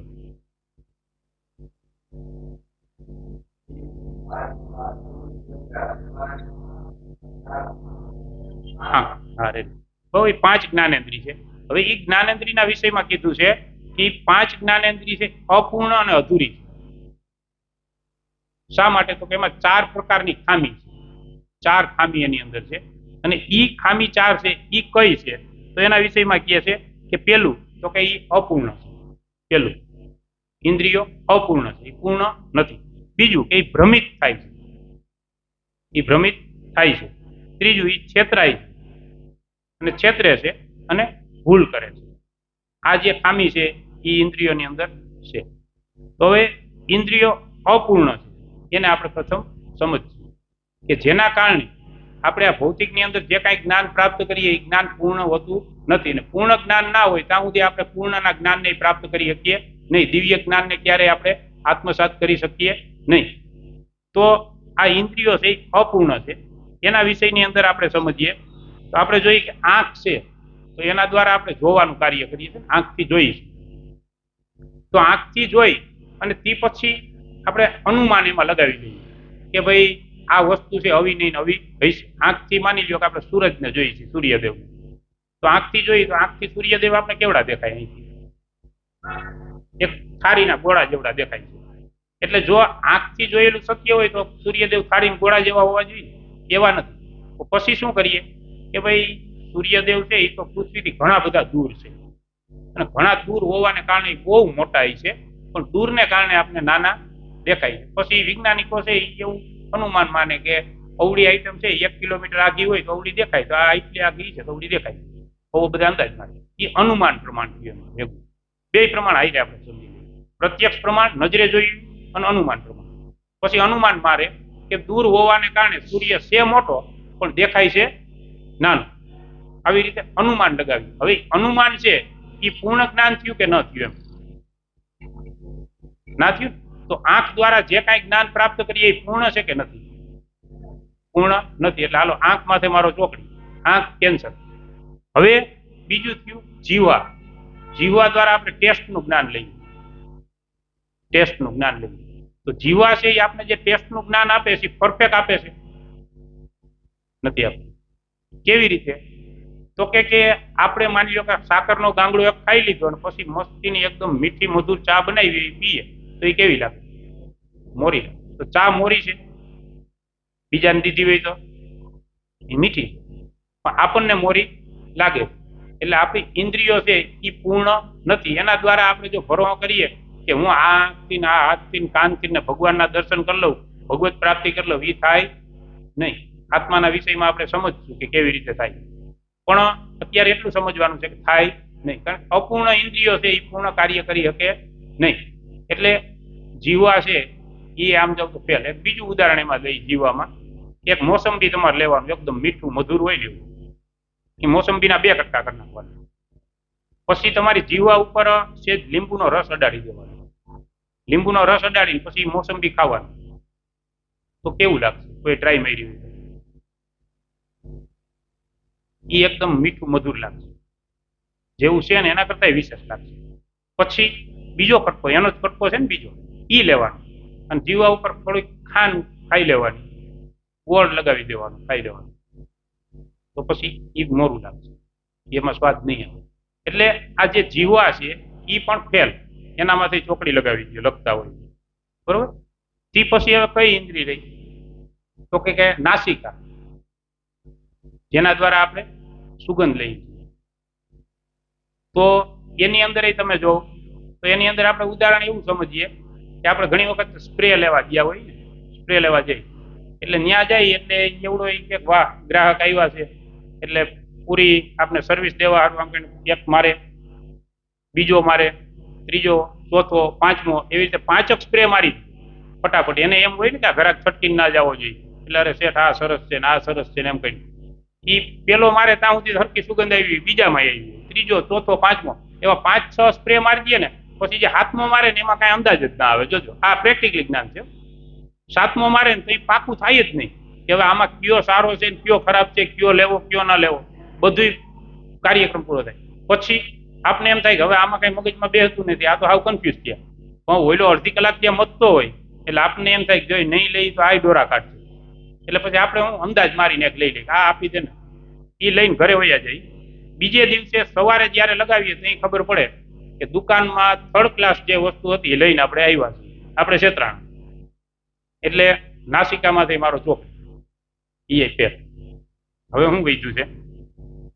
હવે કાન. તો કાન દ્વારા આપણે સાંભળીએ છીએ. તો એની અંદર આપણે જોઈએ છીએ કે સાંભળવામાં આપણે અમુક અંતર હોય તો સ્પષ્ટ સમજી શકતા નથી, અને નજીકમાં કોઈ ડેકારો કરે તો એ ડેકારો જ લાગે છે. એટલે એની એક મર્યાદા છે કે ન્યા સુધી અમુક હદ સુધી આપણે સાંભળી શકીએ છીએ, એથી વધારે સાંભળી શકતા નથી. તો એમાં અન્ય પશુ છે એ આપણા કરતા આગળ છે. એનામાં એ વિશેષ ગુણ છે. માની લો કે ડોગ છે તો ડોગ વિસલ આવે એવી, એ તમે વગાડો ને તો આપણે કોઈને ના સંભળાય, તો એ કૂતરું છે ને એ આવે દોડી, એની વિસલ તમે વારો એટલે એ આવે, એવી વિસલ આવે. તો ઈ સાંભળી શકે છે. તો એ એનામાં છે પણ આપણામાં છે નહીં. તો આંખ, કાન, નાક પછી ત્વચા. ત્વચા તો ત્વચા છે એની અંદર એ તમે જો તો એ આપણે શુદ્ધ અને પૂર્ણ જ્ઞાન નથી આપતું. એમાં તો કે એમાં તમારે એક ટ્રાય મારવાની, એક નોર્મલ પાણી લેવાનું ગ્લાસ, એક ટબમાં નોર્મલ પાણી લેવાનું, એકમાં ફૂલ ઠંડુ લેવાનું, એકમાં ફૂલ ગરમ લેવાનું. પછી તમે આડા આવડા હાથ બોલો, ગરમ ઠંડુ લાગશે ને ઠંડુ ગરમ લાગશે, ઊંધા ઊંધા. ગરમ પાણીમાં હાથ નાખી અને તમે નોર્મલમાં નાખશો, એ તમે પ્રેક્ટિસ કરીને જોવ એટલે ચામડી ત્વચા છે એ આપને શુદ્ધ જ્ઞાન આપતી નથી. તો જે 5 ઇન્દ્રિયો છે એના દ્વારા જે જ્ઞાન પ્રાપ્ત કરીએ છીએ અધૂરું અપૂર્ણ છે, એના દ્વારા આપણને શુદ્ધ અને પૂર્ણ જ્ઞાન પ્રાપ્ત થાય નહીં. તો આપણે દિવ્ય ભગવાનનું જે દિવ્ય જ્ઞાન છે એને સમજી શકીએ નહીં. એટલે આપણી ઇન્દ્રિયો ફેલ છે. તો એના માટેથી આપણે હવે સમજી ગયા કે જે પ્રત્યક્ષ પ્રમાણ છે અને અનુમાન પ્રમાણ છે એ બે આપણા ફેલ ગયા. અનુમાનમાં ઓરિજિનલ જ્ઞાન પ્રાપ્ત ના થાય. જો ઘણી વખત થોડુંક અંધારું હોય અને કબાટ જેવું ફ્રીજ હોય, જૂનવાણી ફ્રીજ હોય, કબાટ જેવું લાગતું હોય, ફ્રીજ પડ્યું હોય તો અંધારાના કારણે આપણે શું કહીએ કે આ કબાટ છે, કોઈ આવીને ફ્રીજ. પણ કબાટ છે ને આપણે ફ્રીજ ગણીએ, ફ્રીજ ને કબાટ ગણીએ, જેવી લાઈટ આવે એવી ખબર પડે કે આપણે ફ્રીજ માનતા હતા તો કબાટ. આ અનુમાન લગાવી. પછી માં ટેબલ પડ્યું છે એમાં હું અહીંથી અનુમાન મારું લગભગ 2.5 નું હોય છે લગભગ. પછી પરફેક્ટ માપવા જઈએ તો એટલું ના હોય, થોડું ઘણું હોય. એટલે અનુમાન છે એ પણ પૂર્ણ જ્ઞાન નથી.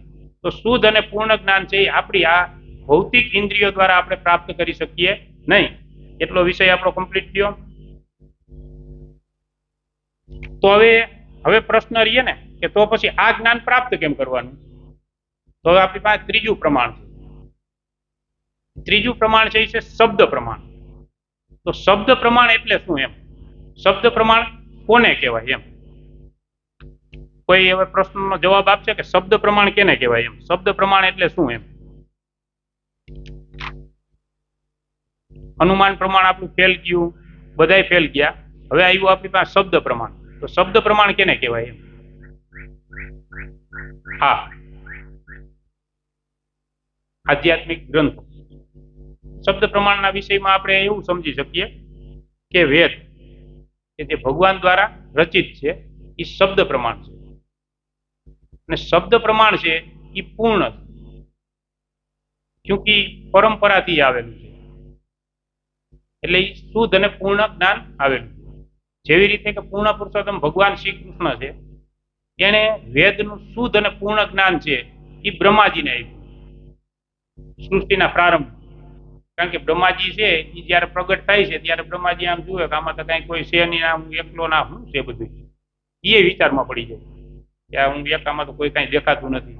એટલે એ પછી ભગવાનની ભક્તિ કરે છે અને તપ કરે છે અને ભગવાન આવે છે અને પછી ભગવાન એને કાર્ય સોંપે છે કે ભાઈ તમારે આ સૃષ્ટિનું સર્જન કરવાનું.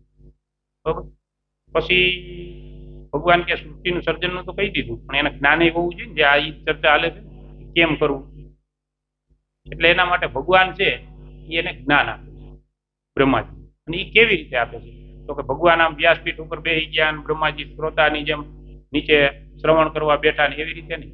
તેને બ્રહ્મ હૃદય આદિ કવિ, એટલે કે બ્રહ્માજીના હૃદયની અંદર એ જ્ઞાનને સ્ફુરિત કરે છે ભગવાન.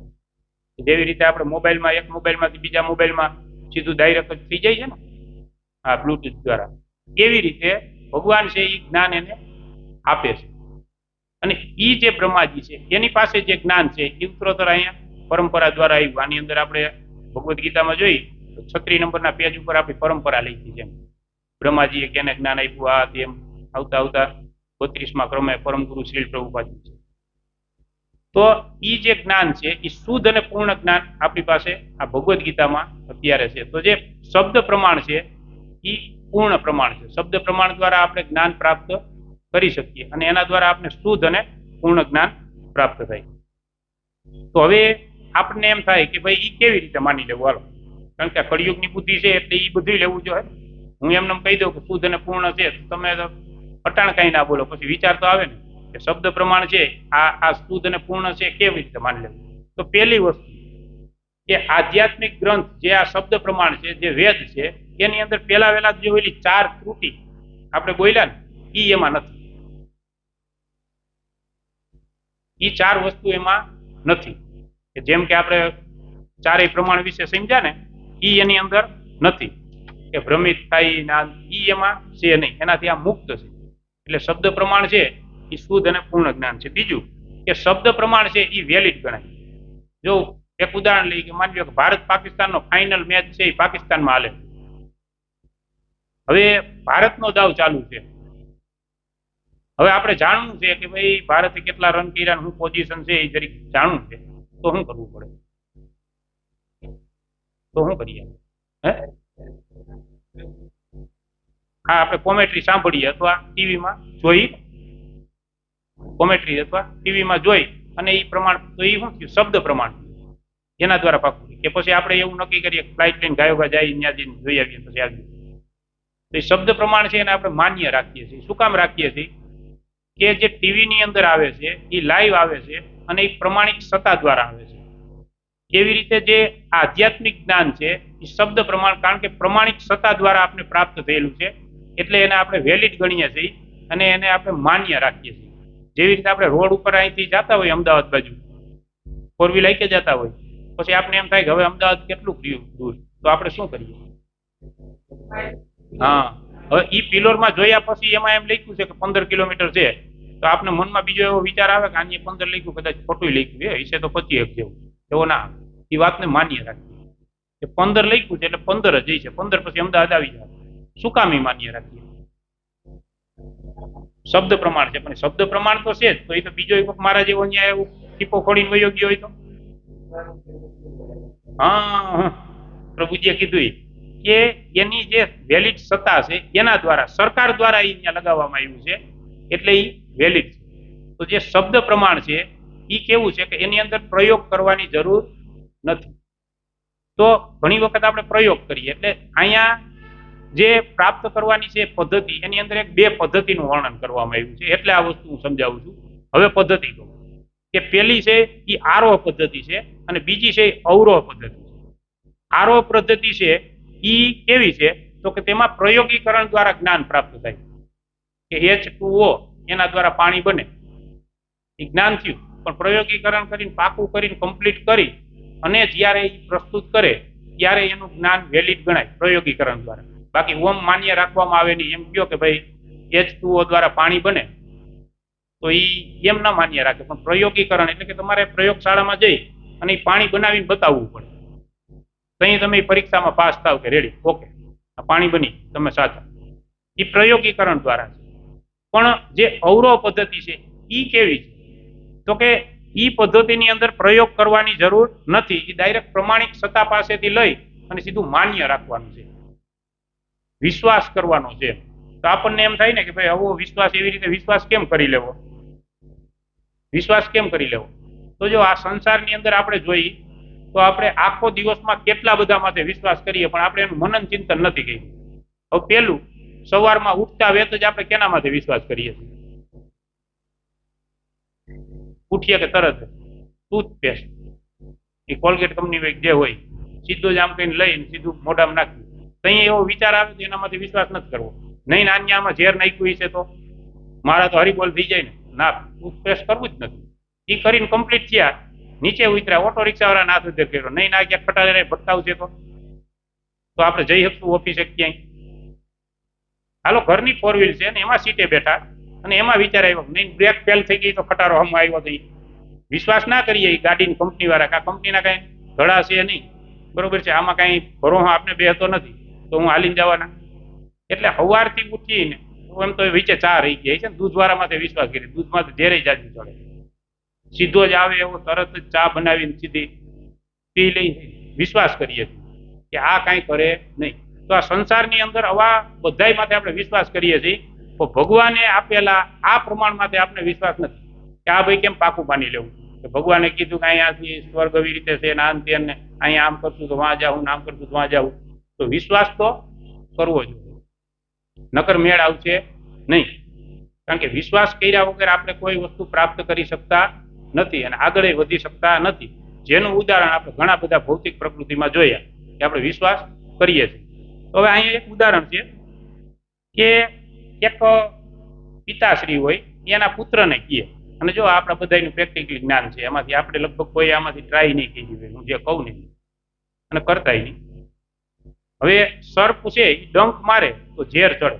એ આમાં કેને પિતાશ્રી આપણે નાના હતા તેથી કીધું ને કે સર્પ દેખાય એટલે આગો જાજે, ત્યાં રહેતો નહીં. એ ડંખ મારશે ઝેર ચડશે, ઝેર ચડશે મૃત્યુ થઈ જાય. આવી રીતે આપણે બધા આપણા દાદા એ પિતાશ્રી એમ કીધું નાના હતા તેથી. પછી એમાંથી આપણે કોઈ એવું વિચાર્યું કે આ હાથ પેઢી ત્યાં કહેતા આવે ડંખ મારે ઝેર ચડે, આજ તો ટ્રાય મારવી છે. મારી ટ્રાય? કાં ટ્રાય નથી મારતા? મારવી જોઈએ? નથી મારતા. એની માટે વિશ્વાસ રાખીએ છીએ કે એ પ્રમાણિક સત્તા છે, એમ કે પિતા કહે એ સત્ય હોય છે અને ટ્રાય મરાય. કારણ કે ન્યા જોખમ છે એટલે ટ્રાય મારીએ. ટ્રાય મારીએ તો હરિબોલ થઈ જાય ન્યાય પાસે. એટલે ઈ એમ કહે છે કે ભાઈ આ સર્પથી દૂર રહેવાય, આ ડંખ મારશે ઝેર ચડશે, ઝેર ચડશે એટલે તો આપણે કઈ હા એ બરોબર છે, એની વાતને માની લઈએ. હવે એવી રીતે કુંભનો મેળો હાલે છે ને, કુંભના મેળાનું ઉદાહરણ. કુંભના મેળામાં એક છોકરો છે એ ખોવાઈ ગયો, એના માતા પિતાથી જુદો પડી ગયો. હવે એ જુદો પડી ગયો અને નાની ઉંમર હતી, પછી મોટો થયો, સમજુ થયો, પછી એને ખબર પડી કે ભાઈ વૈજ્ઞાનિક ને કોકને મળીએ ને તો આ બ્લડ ની અંદર ના અંતે અત્યારે તો ટેકનોલોજી એટલે આગળ વધી, એટલે મારા પિતાશ્રીને ગોતી મળી જાય ને. તો વૈજ્ઞાનિક પાસે ગયો. વૈજ્ઞાનિક કે તમારી સંસ્થાની અંદર તમે એક મને કામ કરો, મારા પિતાશ્રી છે ને એ મારે ગોતવા છે, મને ગોત. વૈજ્ઞાનિક કઈ વાંધો નહીં કે આખા દુનિયાના બધા જે એટલા ઇન્ડિયાની અંદર બધા વ્યક્તિનું બ્લડ લઈને હું ચેક કરી અને અમારી સંસ્થા છે એ 800 વર્ષ પછી તને કહી દે તારા પિતા કોણ. મુંજા હું હવે 800 વર્ષ પછી કહે તો શું કામનું? બોલો કેવા વાળો ના હોય, આ ગોતવા વાળો ના હોય, પિતાજી પેલા હકેલી ગયા હોય. એટલે આ આવું જ્ઞાન છે.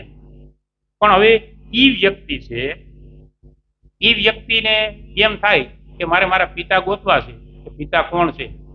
તો હવે કોઈ વ્યક્તિને એના પિતા વિશે જાણવું છે, તેના માટે સરળ ઉપાય છે એક પ્રમાણિક સત્તા છે. ડીએનએ ટેસ્ટમાં તો 800 વર્ષ કીધા એટલે એ તો સાઈડમાં જ મૂકી દેવાનું છે. એ તો બરોબર છે, એ જ કીધું ને, એ 800 વર્ષ કીધા. એની માતા છે, માને જે પૂછે એટલે એની પાસે પ્રમાણિક સત્તા છે, એમ કે આ તારા પિતા છે. એવી જ રીતે આ જે ગ્રંથો છે એ માતા છે. આના માટે આપણે વિશ્વાસ મૂકવો જોઈએ. આ શબ્દ પ્રમાણ છે એ આપણી માની સમાન છે, કે જે આપણને કહે છે એના માટે આપણે વિશ્વાસ મૂકવો જોઈએ, તો આપણે ભગવત ધામની પ્રાપ્તિ સહેલાઈથી કરી શકશું. તો હવે આપણે એ સમજીએ કે ભાઈ આ વૈદિક ગ્રંથ છે એ પ્રમાણિક સત્તા છે, તો વૈદિક ગ્રંથ કેને કહેવાય? હવે મારો પ્રશ્ન છે, વૈદિક ગ્રંથ કેને કહેવાય? વૈદિક ગ્રંથ કેને કહેવાય? હવે આપણામાંથી જવાબ દો. હવે હાર્ડ જવાબ આવવાના છે, કઈ વાંધો નહીં. હવે ભક્તો દો.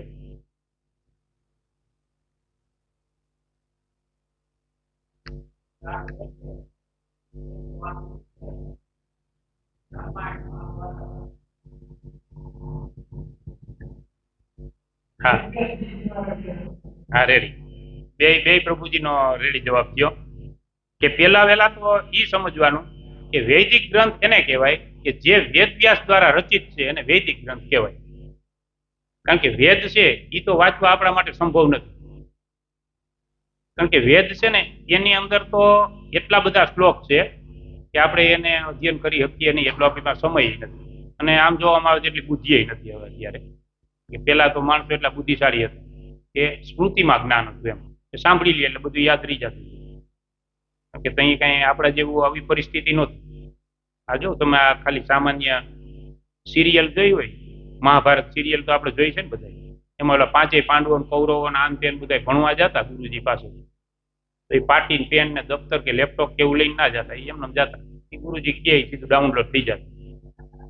અત્યારે 7 વખત લખીએ તો મેળ નથી આવતો, પાછું બોલવા ટાણે જોવું તો પડે ક્યાં પૈસા શું છે. બરોબર? એટલે આ પરિસ્થિતિ આપણી છે. એટલે આપણી અત્યારે યાદ શક્તિ એટલી તીવ્ર રહી નથી. તો જે વેદ વ્યાસ દ્વારા જે રચિત ગ્રંથો છે એને વૈદિક સાહિત્ય કહેવામાં આવે છે. અને વિનોદ પ્રભુએ જે કીધા એ બધા વૈદિક સાહિત્ય છે. વિનોદ પ્રભુ ફરીથી કયો. હા હા હા હા હા, રેડી. આ જે ગ્રંથો છે એ વૈદિક સાહિત્યમાં આવે. એમાં વેદાંત સૂત્ર છે એને ભગવાને, એટલે કે વેદવ્યાસજી જે ભગવાનનું સ્વરૂપ છે, એટલે એને લાસ્ટમાં લખ્યું. આ બધા ગ્રંથો લખ્યા પછી એ બધું કમ્પ્લીટ થાય એ પછી એના સાર રૂપે વેદાંત સૂત્ર લખ્યું. અને વેદાંત સૂત્ર છે એની અંદર જે પ્રથમ મંત્ર છે, એમાં 555 મંત્ર છે. પ્રથમ મંત્ર છે ઈ છે અથાતો બ્રહ્મ જિજ્ઞાસા. એટલે કે મનુષ્ય જીવન મળ્યું છે તો આપણે બ્રહ્મ વિશે એક જિજ્ઞાસા કરવી જોઈએ. કાલ આપણે 2 જિજ્ઞાસા સમજાતા ને, એમાંથી બ્રહ્મ વિશે એક જિજ્ઞાસા કે જે ભગવાનની પ્રાપ્તિ કરાવે એવી જિજ્ઞાસા આપણે કરવી જોઈએ, જેને આપણે આધ્યાત્મિક જિજ્ઞાસા કીધી. તો આ જે છે એ આપણા વૈદિક ગ્રંથ છે. હવે બીજું કે તો પછી બીજા અન્ય ગ્રંથો છે કે આ વેદવ્યાસના ગ્રંથો સિવાય અન્ય ગ્રંથો છે, તો એ ગ્રંથો ક્યારે વેલિડ ગણાય? તો તેના વિષયમાં કહે છે કે અન્ય જે ગ્રંથો છે એ જ્યારે વેદવ્યાસના તત્વજ્ઞાનની હારે સમન્વય થતા હોય, વેદવ્યાસના ગ્રંથોની હારે સમન્વય થતા હોય તો એ ગ્રંથો પણ વેલિડ ગ્રંથ ગણાય છે. પણ અત્યારે સંસારની અંદર જે વધુ પડતા ગ્રંથ છે એ વેદવ્યાસના તત્વજ્ઞાનથી વિરુદ્ધ છે. એટલે હાથમાં આવે એ વાંચી લેવું અને પછી એમ કહી કે અમને જ્ઞાન પ્રાપ્ત થયું તો ઓલું મેં કીધું એમ થોડુંક અહીંથી લીધું થોડુંક અહીંથી લીધું અને આપણો સિદ્ધાંત બનાવીને કહી દઈ કે આમ નહીં આમ જ છે. અને પછી આપણે કહેતા હોય કે ભગવાન છે એ નિરાકાર છે. તો આ વસ્તુ પછી બને. પણ ખરેખર આપણે જો શુદ્ધ અને પૂર્ણ જ્ઞાન પ્રાપ્ત કરવું હોય તો વેદવ્યાસ દ્વારા જે રચિત ગ્રંથો છે જેની અંદર શુદ્ધ અને પૂર્ણ જ્ઞાન પૂરેપૂરું છે, બીજે ક્યાંય જવાની જરૂર નથી, તો એને આપણે પ્રાપ્ત કરવું જોઈએ. બીજું કે શ્રીમદ ભગવદ્ ગીતા છે એનું અધ્યયન આપણા માટે અત્યારે શ્રેષ્ઠ અને સર્વશ્રેષ્ઠ છે. શા માટે? તો કે આ વૈદિક સાહિત્ય છે એની અંદર મેં કીધું એમ કે 100 ખરબ શ્લોક છે. તો એ 100 ખરબ શ્લોકનું આપણે અધ્યયન કરી શકીએ નહીં, બરાબર? એટલે ભગવાનને ખબર હતી કે કળિયુગના જીવ છે એ કેવા આવશે, તો કે કામધા આવશે, કોઈને ટાઈમ હશે નહીં, એક શ્લોક વાંચવાનો ટાઈમ નહીં હોય. એટલે ભગવાને આપણા માટે કૃપા કરી. કૃપા કરી અને આ 100 ખરબ શ્લોક છે એનો નિચોડ શ્રીમદ ભગવદ્ ગીતા 700 શ્લોકમાં દઈ દીધી. હવે આ 700 શ્લોકમાં દીધી તો એ પાછા આપણે શું કહીએ ખબર છે કે હજી આનાથી નાનું ઘણા આવતા હોય, આપણે પ્રચાર કરો છે આના નાનું કઈ છે તમારી પાસે આમાં કઈ હજી નાની ગીતા હોય તો કયો નહીં કે તો હવે આથી નાનું ભગવાન કે કાંઈ છે નહીં.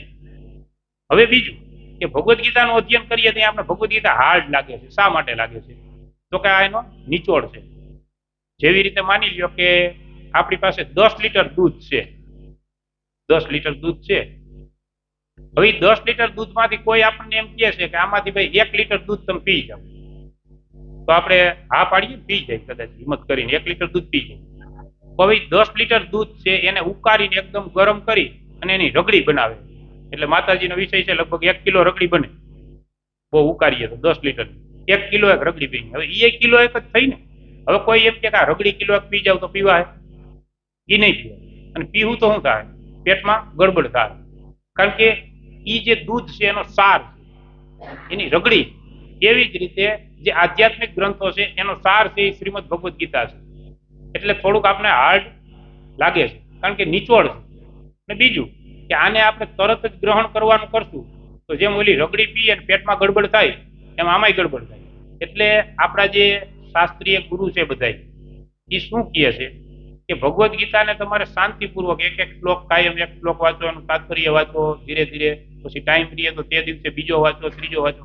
આવી રીતે ભગવદ્ ગીતાનું તમે શાંતિપૂર્વક અધ્યયન કરશો તો આ ભગવદ્ ગીતા છે એને તમે સારી રીતે આત્મસાત કરી શકશો.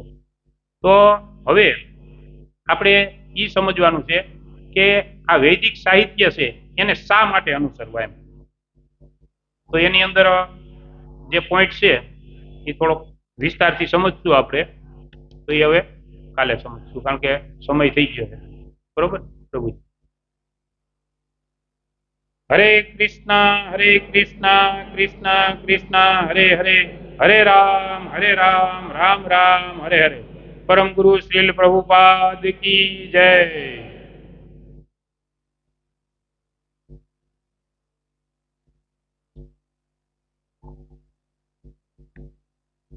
હરે કૃષ્ણ. તો કાલે આપણે આ થોડુંક ટોપિક છે એને પૂર્ણ કરવાનું છે અને ત્યાર પછી કાલે મહત્વપૂર્ણ વિષય ચાલુ થાય આત્મા, આપણા વિષયમાં કે આપણે કોણ છીએ એ જાણવાનું છે.